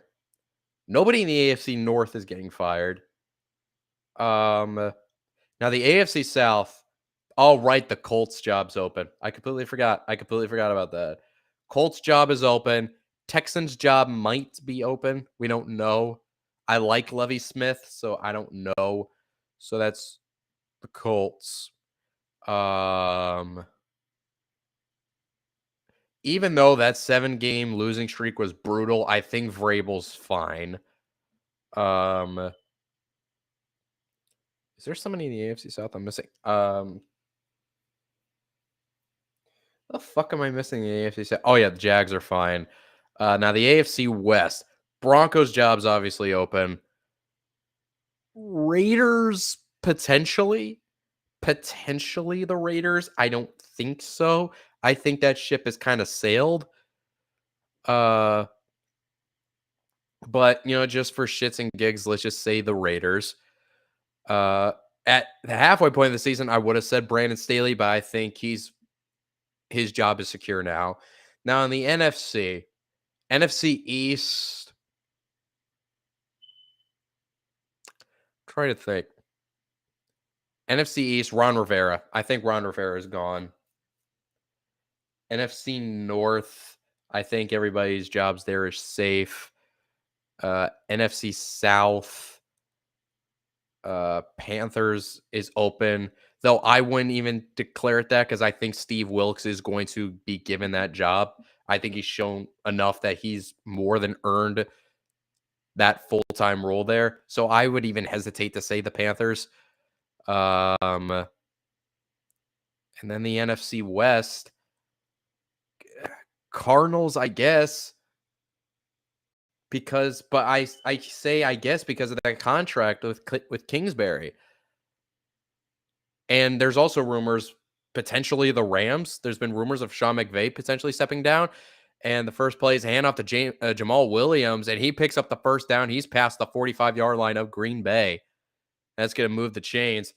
But yeah, there have been rumors circling lately of Sean McVay potentially stepping down because the Rams are staring straight in the eyes of a rebuild that he doesn't really potentially want to be a part of, especially considering they gave up all their fucking draft capital to make a rebuild damn near impossible. So, yeah, you're looking at about, if all those coaches do in fact get fired. Hold on for a second. First and 10, and Goff's going to launch it deep. He's going to launch it deep for Raymond. He's caught it. He's down at the 1, though. He rolled in, but he was down at the 1. Holy shit. Kalif Raymond was open. He caught it, but they're marking him down at the inch line. What a play, and that's going to set up a 1st and goal at the 1. Goff at the play action. And let's see here. Did they get in? Let's see here for a second.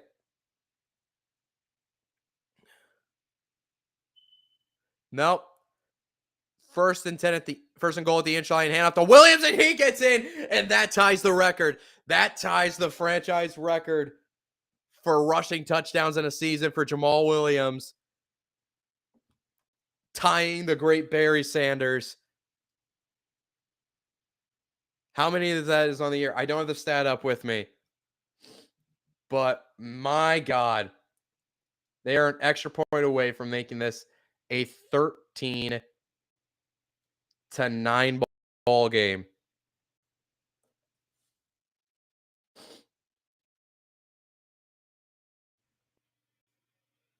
Here we go. Extra point is good. And ladies and gentlemen, the Detroit Lions have their first lead of the night. And everybody in Seattle is jumping for fucking joy right now.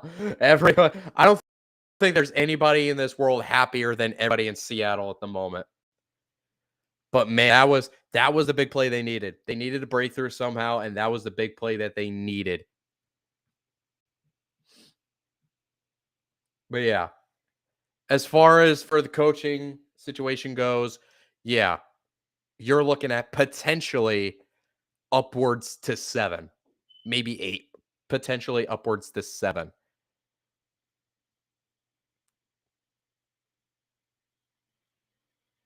Maybe New Orleans as well. So yeah, maybe like upwards to 7 or 8 coaching options tomorrow. Potentially. Realistically, upwards to 5. With 3 of them already being open. So yeah. That's the situation as far as Black Monday that we're looking at potentially for tomorrow morning. Because I could probably wake up tomorrow morning and get treated with a lot of Twitter notifications about the coaches that have been fired.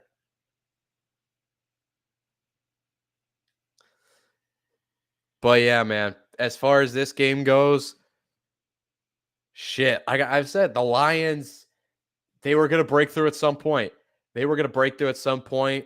They had a big play in them. This team is full of big plays. And that big play, the play action to Jared Goff throwing it across his body to Kalif Raymond down to the 1.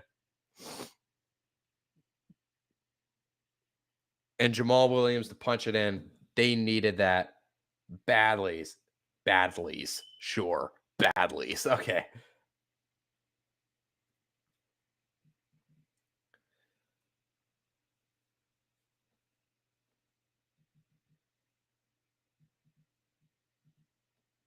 And here we are. Jamal Williams.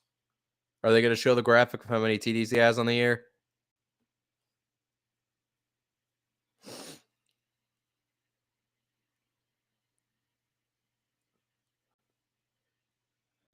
Are they going to show it? He has 15. After that touchdown, he has 15 on the year. And Barry's record, I think, is 15, if I'm not mistaken.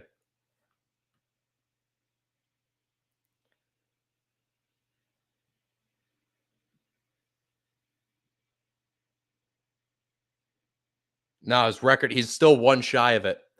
He's still one shy of the rushing record.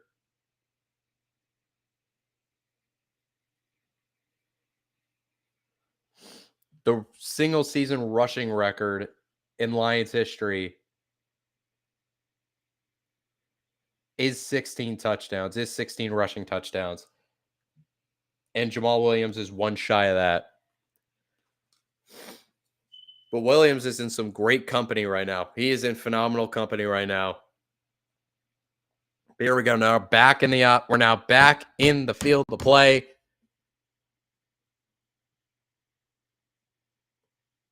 First and 10 at the 17-yard line for the Packers. Start their next drive. Play action. Rodgers under pressure, and he's just going to throw into the dirt. Incomplete. He had Aiden Hutchinson coming up from behind him and Aleem McNeil right in his face, and Rodgers just threw it into the dirt. And this Lions pass rush is starting to get to him consistently now. Aleem McNeil and Aiden Hutchinson have just dominated that right side of the line.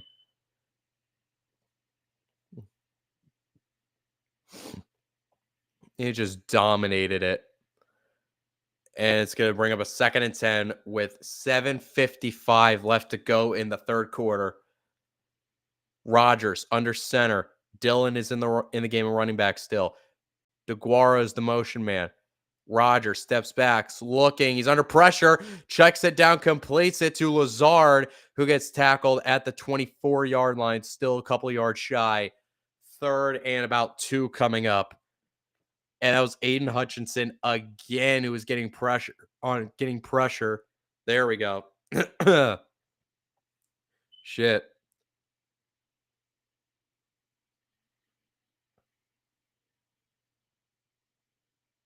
All righty. 3rd and 3. Snap to Rodgers. Quick snap. Throws it. Completes it to Lazard for the first down right at the 29-yard line. That was a quick snap. They got right up to the line. Snap it. Throws it short immediately to Lazard for the first down. And here we go. The Packers are trying to get a rhythm going now. They're down 4. They're trying to get a little rhythm going. Trying to wake up somehow.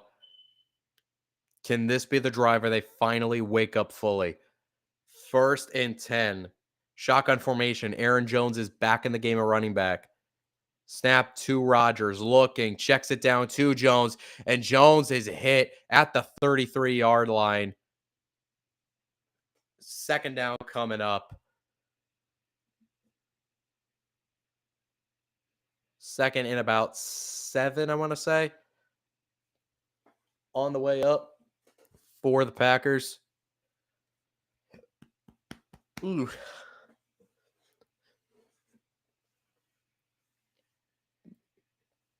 Here we go. 2nd and 6. I formation. Rodgers pitches it to Jones. Jones has some blockers. Jones is... Did he get there? Or is he a yard shy? I think he might be inches shy. Nope, they're giving him the spot. Nope, never mind. Never mind. They marked it at the line to gain initially, and then they put it a few inches back. So it's probably going to be 3rd and inches coming up.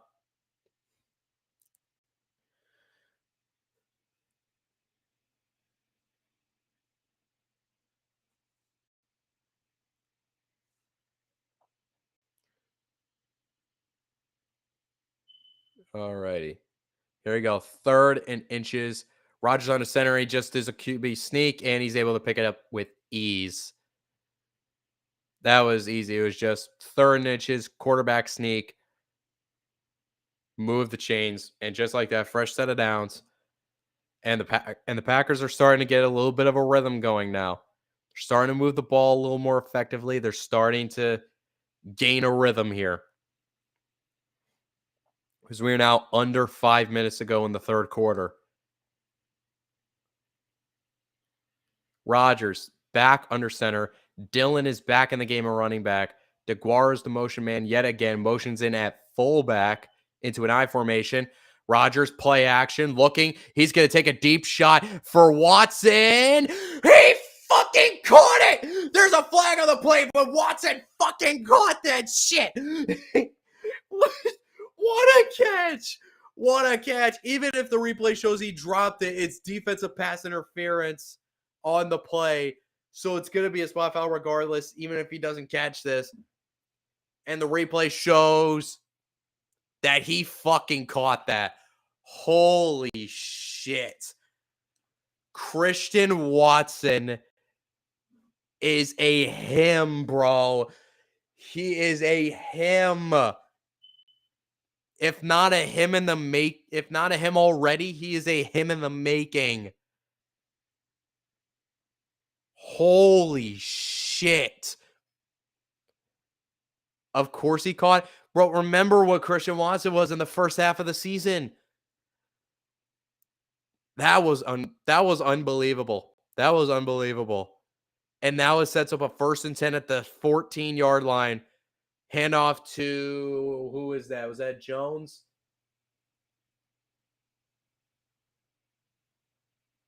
I couldn't tell who that was who got the carry, but it was a 2-yard gain. That was Aaron Jones. Wow. You're talking about how the Lions needed a big play to finally break through. I think that was the big play that the Packers needed to finally break through.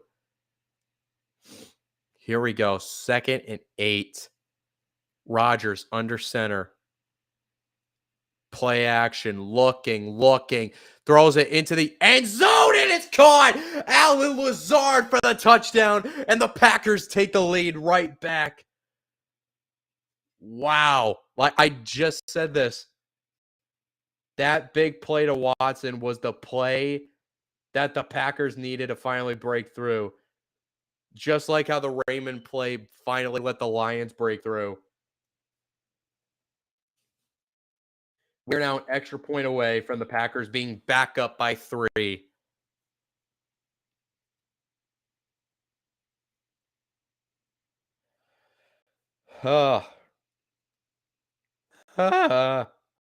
Here we go. Extra point is good. And it is a 16-13 Packer lead as we are approaching the end of the third quarter. The huge catch by Christian Watson. And a couple plays later, an Allen Lazard touchdown to give the Packers the lead back. This is it's fucking playoff football, man. Again, I know it's not the playoffs officially yet, but there are playoffs at stake for the two teams that this game impacts.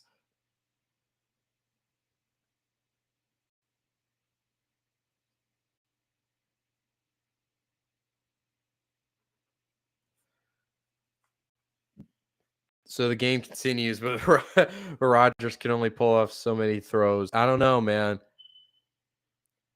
Rodgers can really, like, even though he's up there in age, he can still uncork that deep ball with the best of them. And he still has the arm strength to do it consistently over the course of the game. It also helps to have a Christian Watson that's playing with confidence. That also helps a lot too.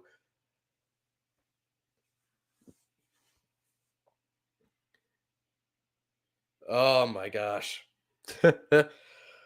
Oh my gosh.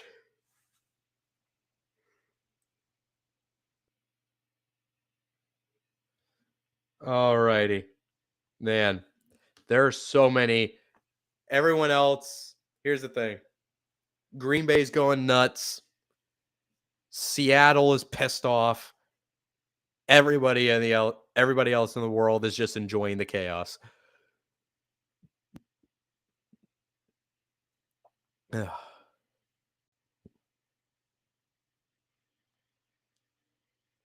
Now we're just waiting for them to get out of commercial break. Oh my gosh. So, excuse me. Detroit's about to get the football back.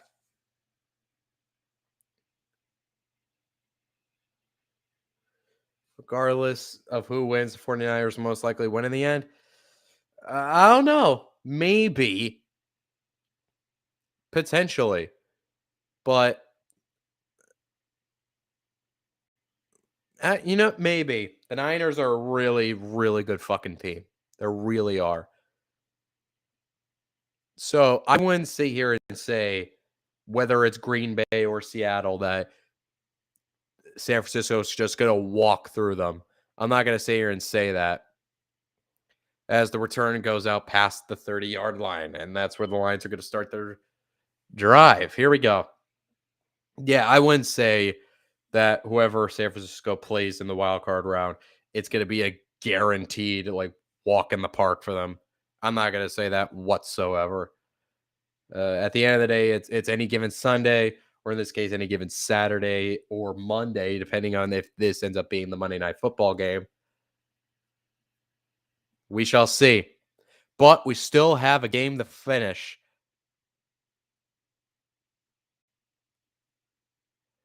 First and 10. Hand off to Jamal Williams, and Williams picks up about 4 yards on the carry. Second out coming up, and they're great. You're right. They're Green Bay's kryptonite. You're right. Wouldn't it be fucking funny, though, if this ends up being the Green Bay team that finally beats the Niners? Wouldn't that be fucking hilarious, though? Tell me that would not be fucking amazing and funny. Tell me that wouldn't be hilarious.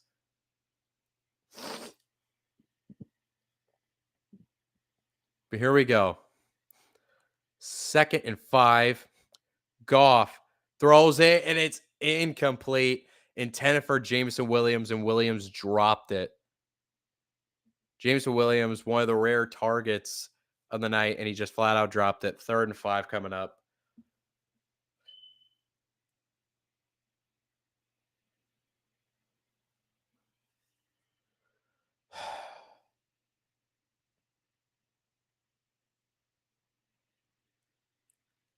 Tom Cross, you go say. Yeah.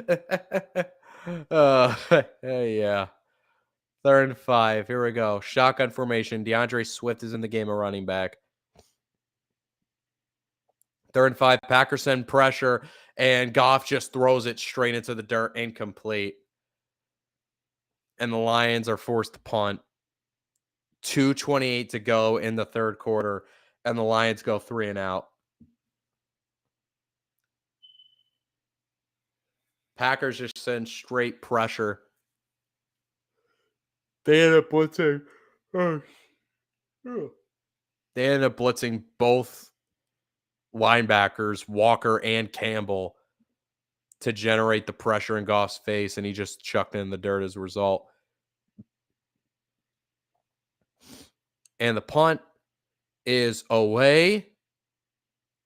Ford catches at the 20, makes a man miss, and gets tackled. The ball is out, but it jumps into the arms of the Packers, though. Oh, my God. That could have been so costly. Nixon returned it to the 25, got hit. The ball pops into the air, but luckily it was number 35 for the Packers that was able to catch that out of the air. Oh my God, that could have been so costly.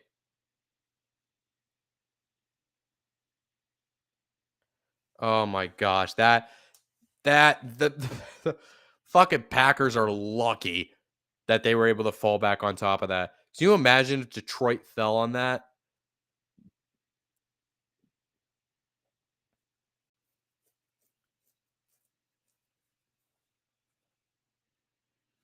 Here we go.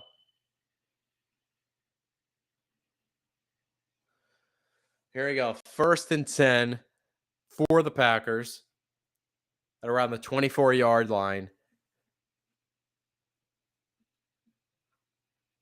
2:18 to go in this third quarter. Rodgers is back under center. Jones is the running back in the game. I formation as DeGuara motions in a fullback, and it's a pitch to Jones. Jones makes a move, and he's able to get it past the 30 down to the 31-yard line, but there's a flag on the play. This looks like it might be coming back. Holding on the offense. Yep. It was David Bakhtiari called for the hold.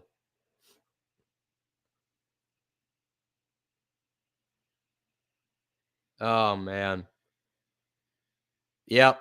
Yeah, that's an easy call. That's an easy one.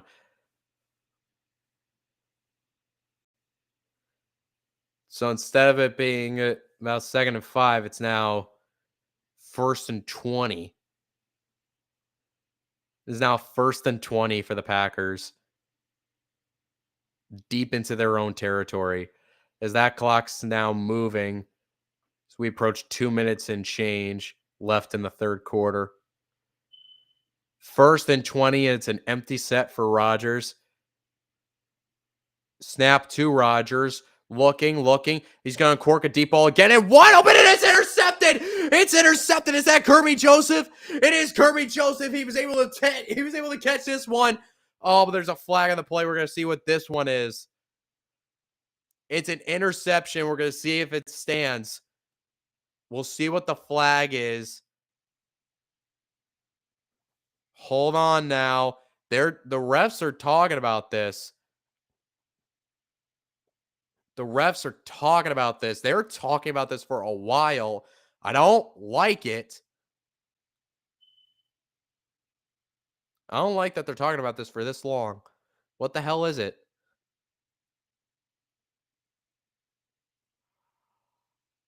It's illegal use of the hands to the face on the defense. That wipes away the interception. Oh my God. Yeah, that's an easy one. That's an easy one. Oh my God. That was so.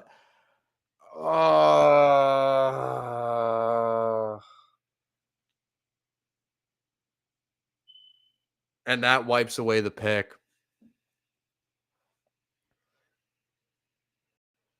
And that, not only that, but it gives them a fresh set.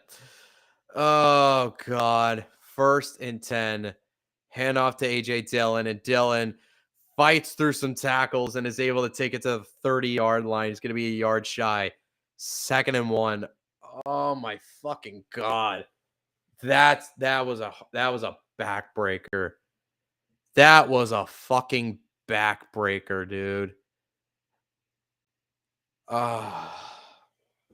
It was like it is kind of similar to the flea flicker touchdown that was wiped off. It was a huge play that was called back because of a stupid penalty. 2nd and 1 for the Packers, and it's a handoff to Dillon, and Dillon is able to surge forward for a 1st down. It'll be 1st and 10 at the 32-yard line. We're now under 50 seconds in this third quarter. Oh, man. That fucking sucks if you're the Lions. That was such a great opportunity. Wiped off because of a stupid penalty. Oh, man. Here you go. 1st and 10 now for the Packers. Rodgers is back under center. Play clock down to 1. They just get it off. It's a handoff to Dillon again, and Dillon is able to take it past the 35, about a 4 or 5 yard gain, and that's going to be the last play of this third quarter. And it just feels like, I don't know if it's just me. It's now officially the end of the third quarter, but I don't know if it's just me, but it feels like the Packers are starting to fully clinch the momentum.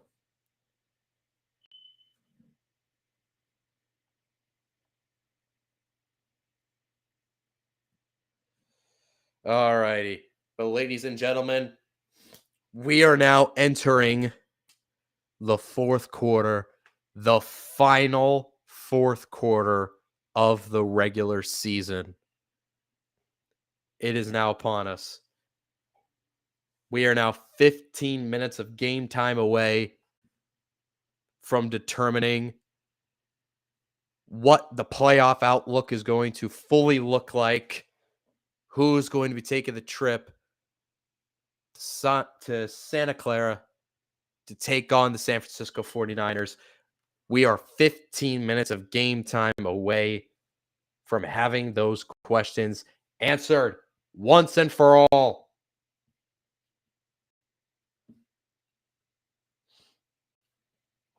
Oh, man. Detroit's just been fucking themselves over with these penalties on these huge plays. Like, that play should have shifted the tide. And instead, it got called back. It was the right call. Like, both plays, the flea flicker touchdown that got called back and the interception that got called back, they were the right calls. They were absolutely the right calls. But it was just like they shot. It was like, fuck. It's one of those things where it's just like, fuck. Why'd you have to do that stupid shit now? You haven't done it the whole game. Why are you choosing to do the stupid shit now? Oh, man. Here we go. We're now just waiting to get out of this commercial break so we can get back on with the action. I want to get on with the action now, please.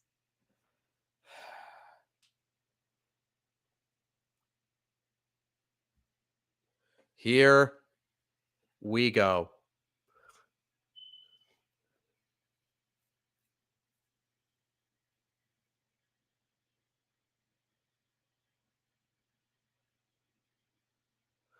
Here we go. We're now back out of commercial break.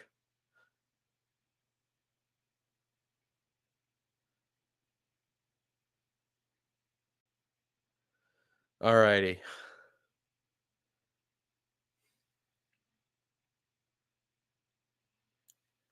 Second and 6 coming up. Now it's still a 3-score game. Or a 3-score game, 3-point game. There we go. So Lions can still make a huge play here. Rodgers throws it, and it is incomplete, intended for Dobbs. Did Dobbs drop it again? He tried to fit it in there to Romeo Dobbs. But I can't tell if the defender made a play on it or if Dobbs, it hit him in the hands and he dropped it again. That's not the best angle to show. I don't fucking know. But either way, pass fell incomplete.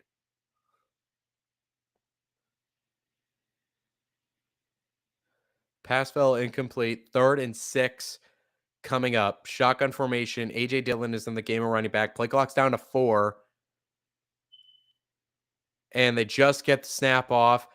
Rodgers looking under pressure, and he's going to get hit. He's not going to get sacked because he made it past the line of scrimmage, but he's going to get hit and tackled. That's going to bring up a 4th down, and the Packers are going to have to punt. That was huge. That was huge for the Lions defense to make a stand there. Oh, my gosh. There were 4 Lions that got in there to try and bring him down, and they were successful at it. 4th and 4, and the Packers are now punting. Packers are punting to the Detroit Lions, who are down 3.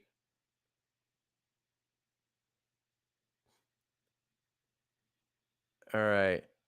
And they're just going to let this roll to the 25-yard line. And that is where they're going to get the football, at the 25-yard line. All right, start of the 4th quarter, and here we go. Just in case you're still not familiar with the situation at hand, here's the situation. It's simple and straightforward. Packers win. They get the 7th seed, and they take the trip to San Francisco to play the Niners. If the Lions win, then the Seahawks, who beat the Rams earlier today, it'll be the Seahawks that get the 7th seed, and they'll go to San Francisco to play the Niners. That is what is at stake for the next 13 minutes and 58 seconds. Here we go. 1st and 10. Goff completes it to Amon-Ra St. Brown for the first down, and he gets tackled right before the 40-yard line to move the chains. Detroit Lions, they are not going to go away without a fight. And that with this offense, they are a threat. They are a big play at any point. They can conjure up a big play at any point if they wanted to. Here we go. Hand off to Williams. Williams gets a hole. Williams picks up the first down. Williams lowers the shoulder and gets them to midfield, moving the chains. First down, Detroit Lions. And you just feel it. The Lions are just, they're hungry. Even though they're not making the playoffs and they know they're not, they are hungry to beat their hated rival and keep them from making the postseason. 1st and 10.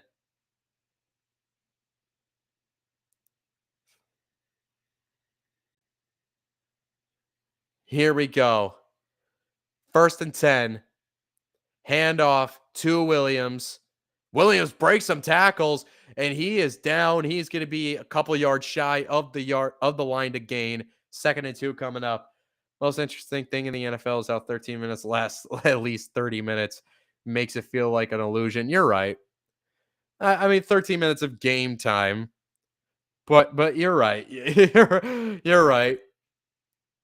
But it almost doesn't even matter. It doesn't matter. We're going to get there. We're going to get to the end eventually. But here we go. 2nd and 2. Swift is now in the game of running back. And it's a play action to him. And he throws it back to DeAndre Swift on the screen. DeAndre Swift breaks a tackle, and he gets the first down. He's down the sideline, past the 40, past the 35-yard line, and out of bounds with under 12 minutes to go in the game. They did the play action boot. They threw it back across for the screen to Swift. And he had some nice blocks in front of him. And here come the Detroit Lions. 1st and 10 at the 34-yard line. The 33-yard line, actually. Swift is still in the game. Goff is back under center. Raymond is the motion man. There's a handoff to Swift. Swift is able to get back to the line of scrimmage. Got hit in the backfield, but was able to spin forward to the line of scrimmage. 2nd and 10 coming up. I don't know why I said line of scrimmage like that, but line of scrimmage. I don't know why the fuck I said it like that, but I said it. I did it. I'm sticking by it.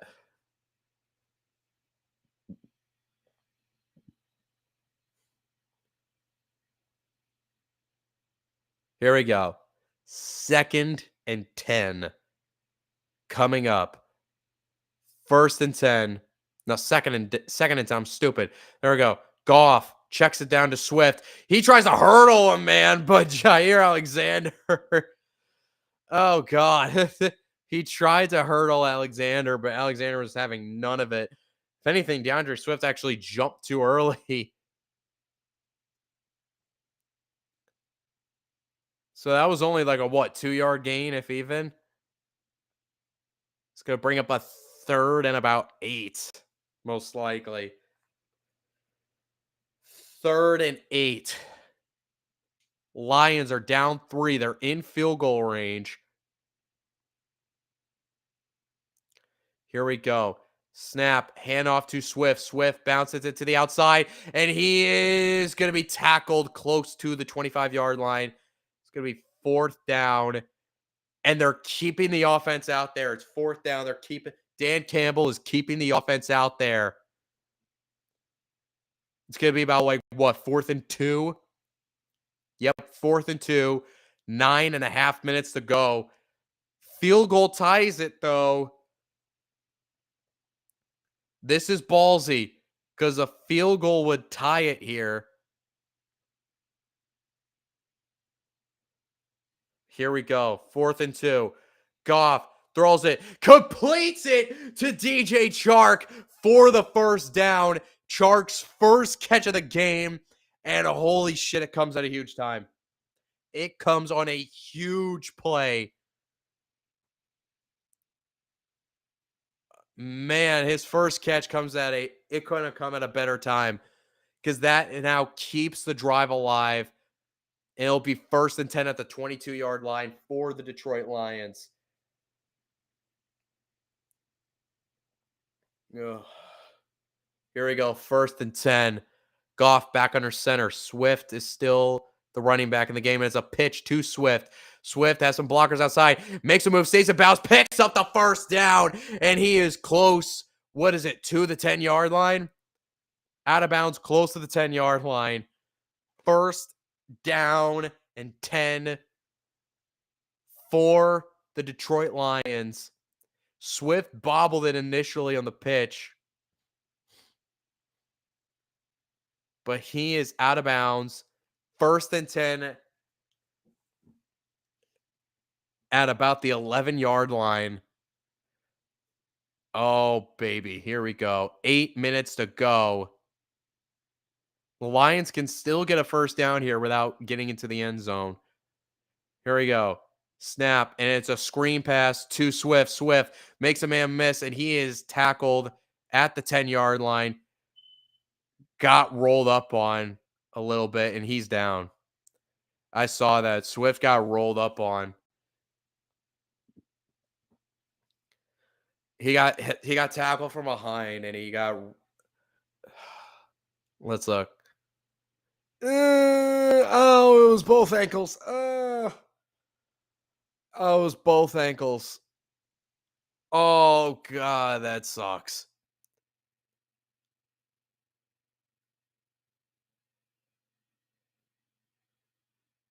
Campbell rolled up on his left ankle, and then his right ankle got caught under Swift's own leg. And there's a flag on the play. But hey, oh my gosh. Unsportsmanlike conduct on Quay Walker. What did he do? And LaFleur is pissed. What did he do? I want to see a replay of what he did.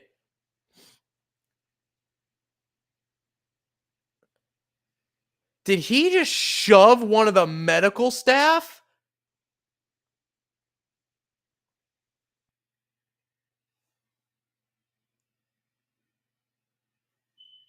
What the fuck?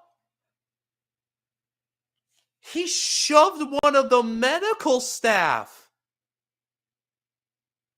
What the fuck is he thinking?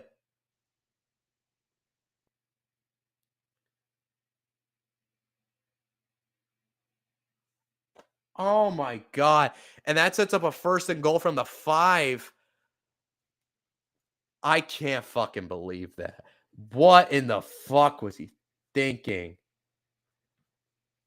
Like, Rasul Douglas doing whatever the fuck that was one thing. You can't be that fucking stupid this late in the game.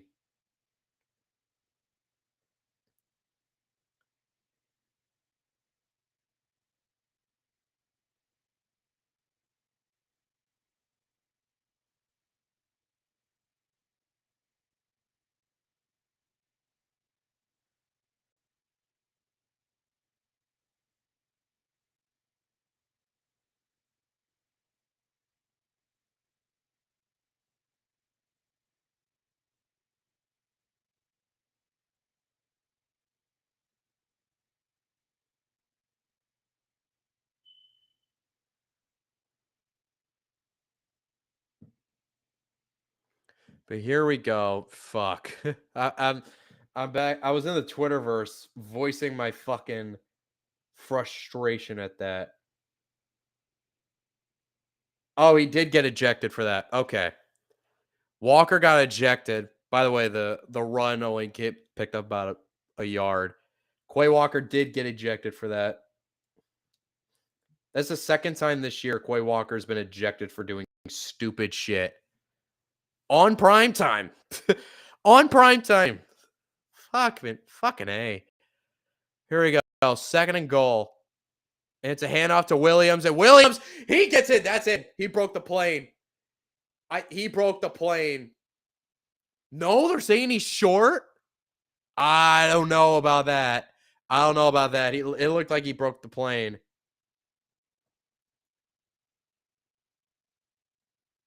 That's the kind of stuff that gets you sap of what the hell what the hell are with the Packers doing today? I don't fucking know what they're doing. It's just I can't explain shoving a fucking athletic trainer who is trying to attend to an injured player. I can't do it. Here we go, though. Third and goal. Play clock is winding down. Goff had to call a timeout. They're now under 6 minutes to go. Play clock was winding down. They had to call a timeout, but it's third and goal from the inch line.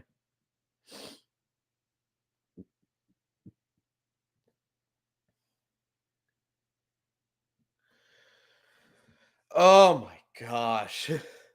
Like, this is what I was talking about. Like, both these teams kind of like shooting themselves in the foot in certain situations.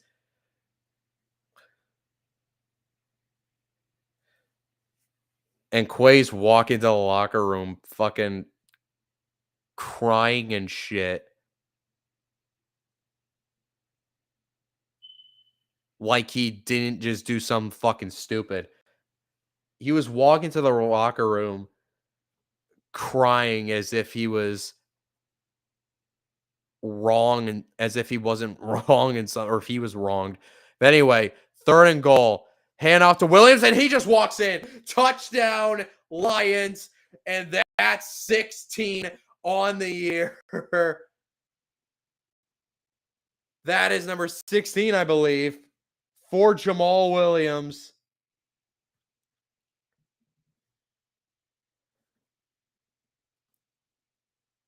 And I don't know if the Google stats are updated, but I think that was the record breaker. Yep, that was the record. His 17th touchdown on the year. That was touchdown number 17 on the year for Jamal Williams. And that is a new Detroit Lion franchise record for rushing touchdowns in a single season, surpassing the great Barry Sanders. Oh, a little bit of breaking news. Little bit of breaking news as we are in a commercial break. Per Ian Rappaport, the Texans have fired head coach Lovie Smith, per me and Mike Garafolo. Another one-and-done season in Houston. 1 year removed after firing David Culley after one season. The Texans turned around and fired his replacement, Lovie Smith, after one season. So, there are 3 head coaching jobs open. Packers, Colts, and Panthers heading into today. Now that's up to 4 as Lovie Smith, who earlier today after the press conference, after beating the Indianapolis Colts, said on his post-game press conference, yeah, I can absolutely see myself coaching here next year. Coaching for the Houston Texans next year, that is.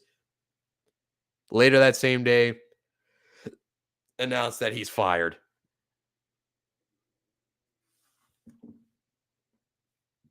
I know, but I wasn't anticipating it because Lovie Smith, I do like Lovie Smith as a coach. I wasn't expecting him to go back-to-back one-and-done head coaches, though. But clearly they wanted something more.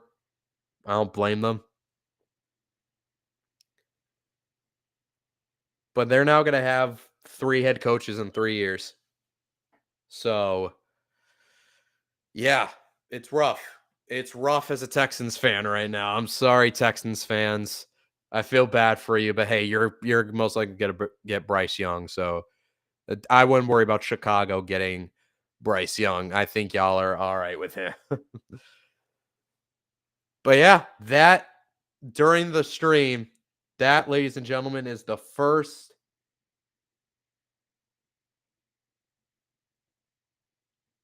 That was the first coaching firing, and we didn't even get to Black Monday.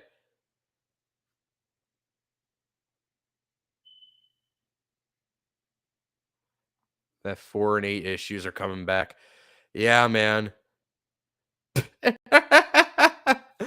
Oh man.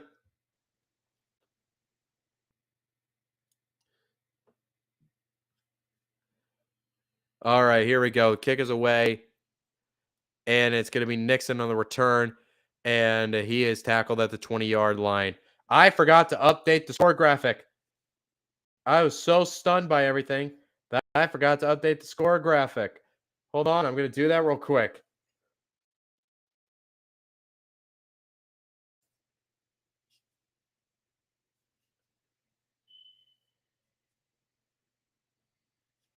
Hold on. Here we go.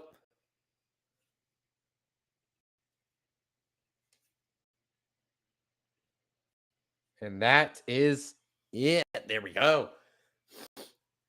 20-16, 5:49 to go. Packers have the football, down 4 at the 21-yard line. And is a double fake. Rodgers under pressure, checks it down to Aaron Jones. Jones tries to make a move, and he is tackled at around the 29-yard line, I want to say. About a yard shy of the yard to gain. Grassi's not happy. Oh, I want to fucking view his stream. I want to view his stream so badly.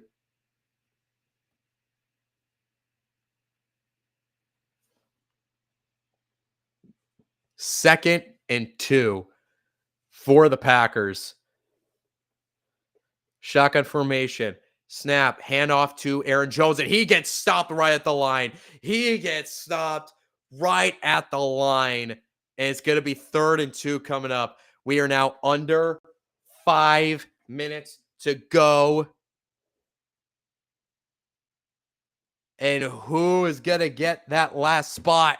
Is it going to be Green Bay? Is it going to be Seattle? Who's it going to be?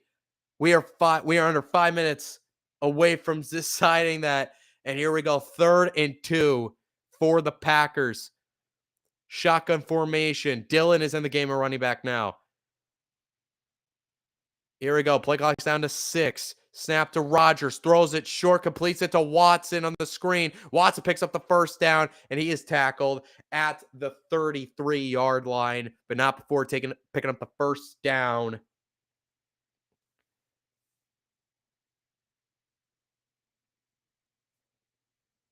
Wait, what?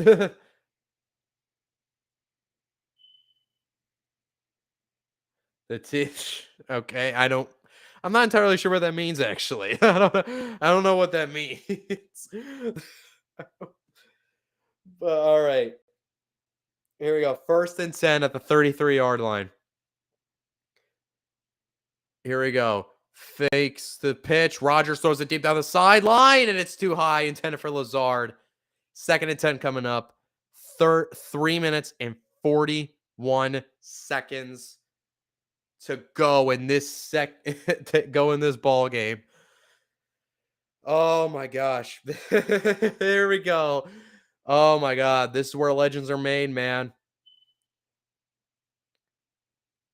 This is where legends are made.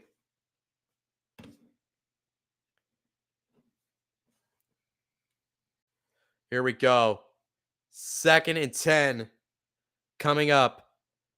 Rodgers takes a snap, looking under pressure. It tries to check it down to Dillon, but it falls incomplete. 3rd and 10, and Rodgers got hit at the end of that play.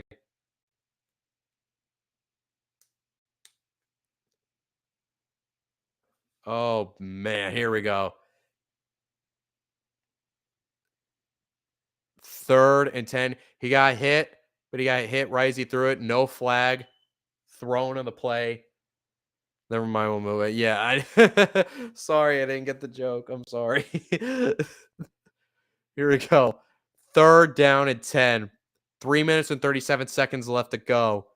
Rodgers, they're sending the blitz. Rodgers under pressure, chucks it deep down the sideline for Watson, and it's intercepted. Kerby Joseph picks this. There's no flag on the play this time, and he returns it past the 45-yard line, and the Lions are going to take over. Oh, my God. Oh, my God. Kerby Joseph, they're not going to take that one away from him. They're not going to take that one away from him. I thought he had Watson for a second, but then Kerby Joseph came out of nowhere and finally gets his pick. He finally gets his pick, and there's no laundry on the field to take it away from him. With just under 3.5 minutes to go in the ball game, the Lions are going to get the football back up 4 in Green Bay territory. Oh, man. And Seattle. Oh, one wish I could see how Seattle looks like right now.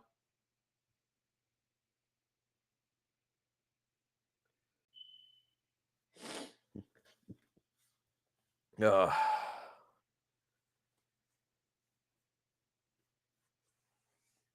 Oh, man.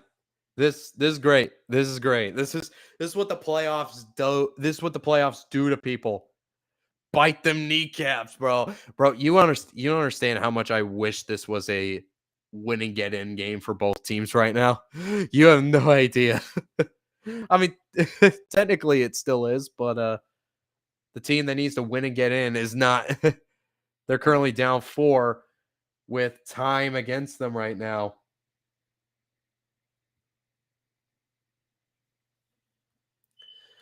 All righty. We're still in commercial break. We are still in commercial break. God, I want to pull up Grassi's stream. I just want to see what the fuck he. I just want to see it. It's just...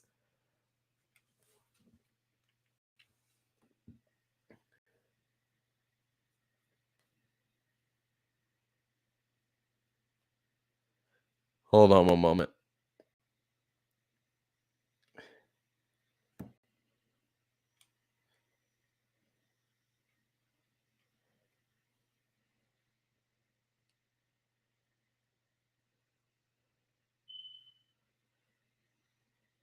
It's the perfect the perfect game to capstone the Packers season. It really is. Here we go.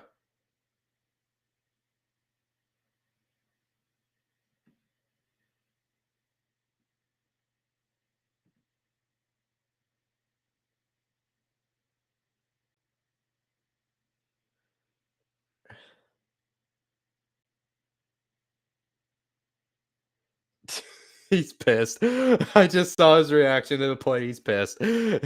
He's pissed. Oh. All righty. 1st and 10. Play action. Goff. He's going to look deep. He throws it, and it is incomplete. Intended for Amon-Ra St. Brown. 2nd and 10 coming up. Oh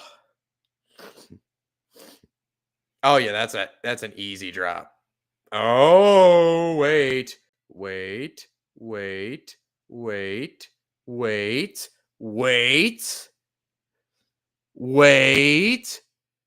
This ball never hit the ground, did it?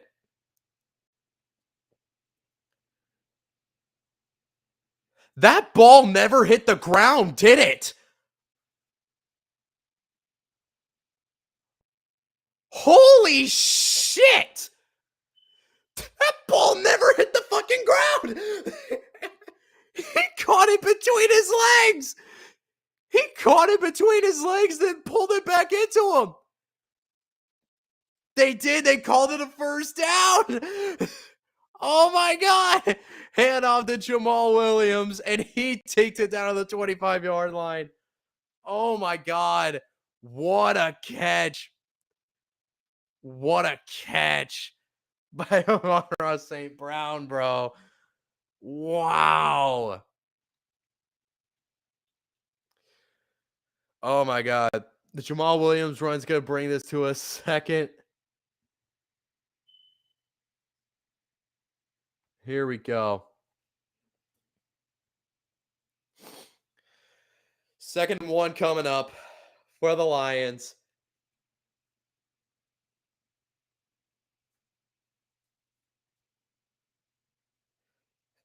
Man. Cue the circus music. For who? The catch or the Packers? Which do you want to do? Or no, the better question is, cue the circus music for what? The catch or Quay Walker? I think the circus music appropriately fits Quay Walker, personally. Second, what the fuck? What is going on with the Packers? What is going on with them? Devontae Wyatt just shot across the line. And that's going to be an automatic first. Like, the Lions got up to the line, got set, and then Devontae Wyatt just shot across the line. Bro, what the fuck is going on with this Packers team? Out of all, they were on such a hot streak late in the year. And out of all the games for them to revert back to what they were the first half of the season, they chose the most important game to do that. It doesn't blow my mind. It blows my mind, bro. No, they don't. Okay. Second and 1. Never mind. And it's a handoff to Williams. Williams, he gets the first down. Bro. They actually didn't give him the first down on that. The graphic still said second and 1, but he got the first down on that. Clock stopped at 2:21. Someone call timeout? What happened here? He wasn't even.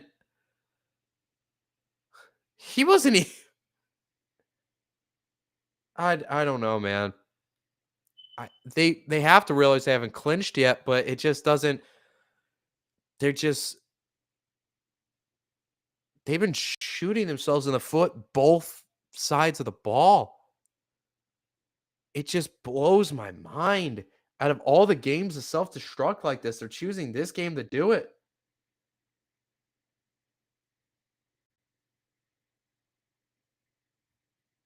Oh, they called the penalty, but the Lions declined it.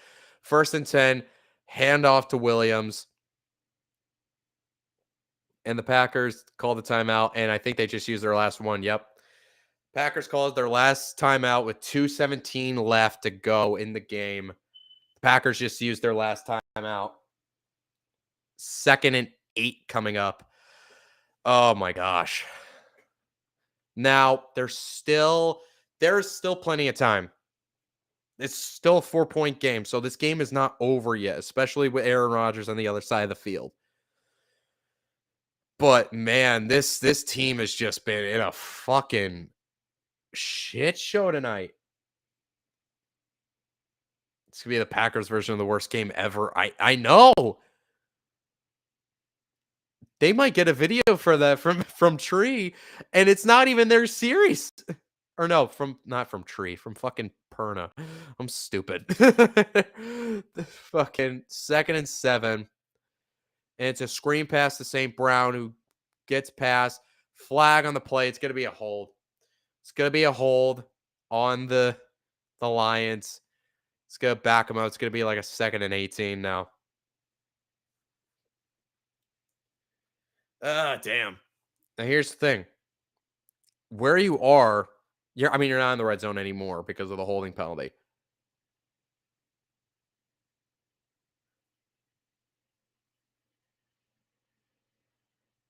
I don't agree with that. Oh, there it is. There it is. Oh, God. Second and 17. 2 minutes and 12 seconds to go in the ball game. Lions up by 4.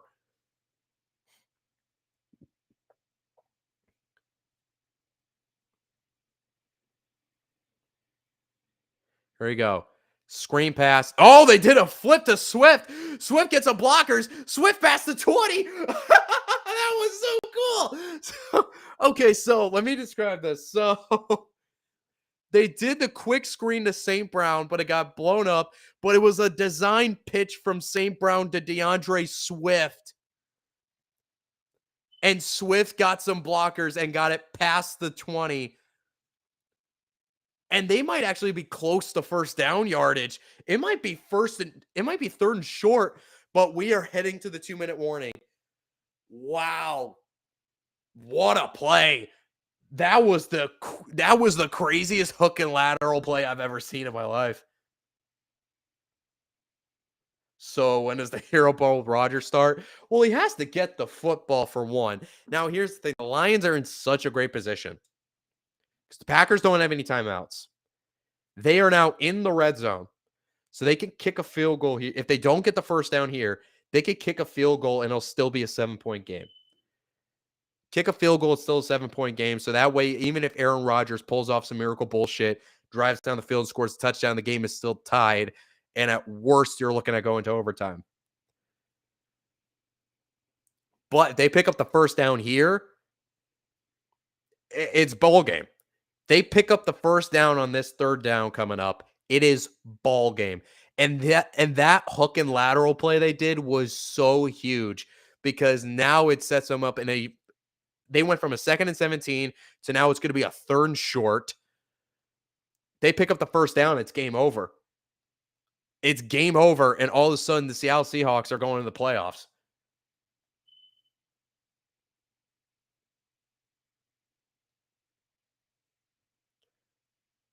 I see 2 plays and the TD with the Packers, and everyone talks about how great they are. Yeah, I can see that. Yeah. But man, for this loss, if the Packers do end up losing this game, the Green Bay Packers will have nobody else to blame but themselves. That's the way I see it. They're going to have nobody else to blame for this loss if they do, in fact, lose this game other than themselves. Because they had so many opportunities to take the lead, it potentially even put this game away, and they just kept shooting themselves in the foot, whether it's by missed opportunities, shooting themselves in the foot with stupid penalties, doing just stupid shit, Quay Walker. But, oh my gosh. Oh, shit.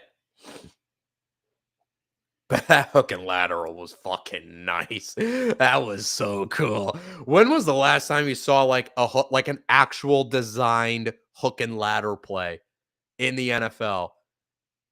But here we go, 3rd and 3 from the 18-yard line. And it is going to be a handoff to Jamal Williams, and he's going to be a yard shy. 4th and 1, he's going to be a yard shy, but the Packers don't have any timeouts. Don't go for it. Campbell, Dan, I love you, but don't go for it here. Just kick the field goal. You have 2 timeouts. They're going to drain as much clock of this as possible.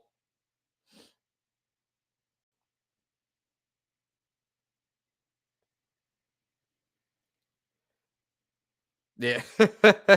Yeah. You know what? You're kind of right. I will admit you are kind of right. You are kind of right. But here we go. And the Lions call a timeout. Minute 15, 4th and 1. They're not going for this, are they? You can't go for this. No, don't be stupid. Don't be stupid. Don't be stupid. Okay, they're sending them out. They're sending them back out. They are sending them back out there.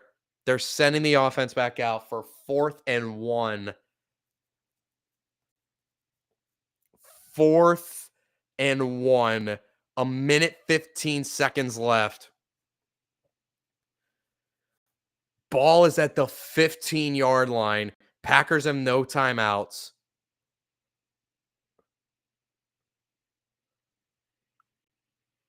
Lions get this. It's game over. That's what we're looking at. Lions get this game over. Don't get this. You're giving Aaron Rodgers the football back. Here we go. Quick snap. Rodgers throws. No, Goff throws incomplete. He completes it to DJ Chark, and that's the ball game. DJ Chark for the first down, and that's the ball game. Oh my God. That's the game, and that's the season for the Green Bay Packers. And the Seattle Seahawks are booking their flight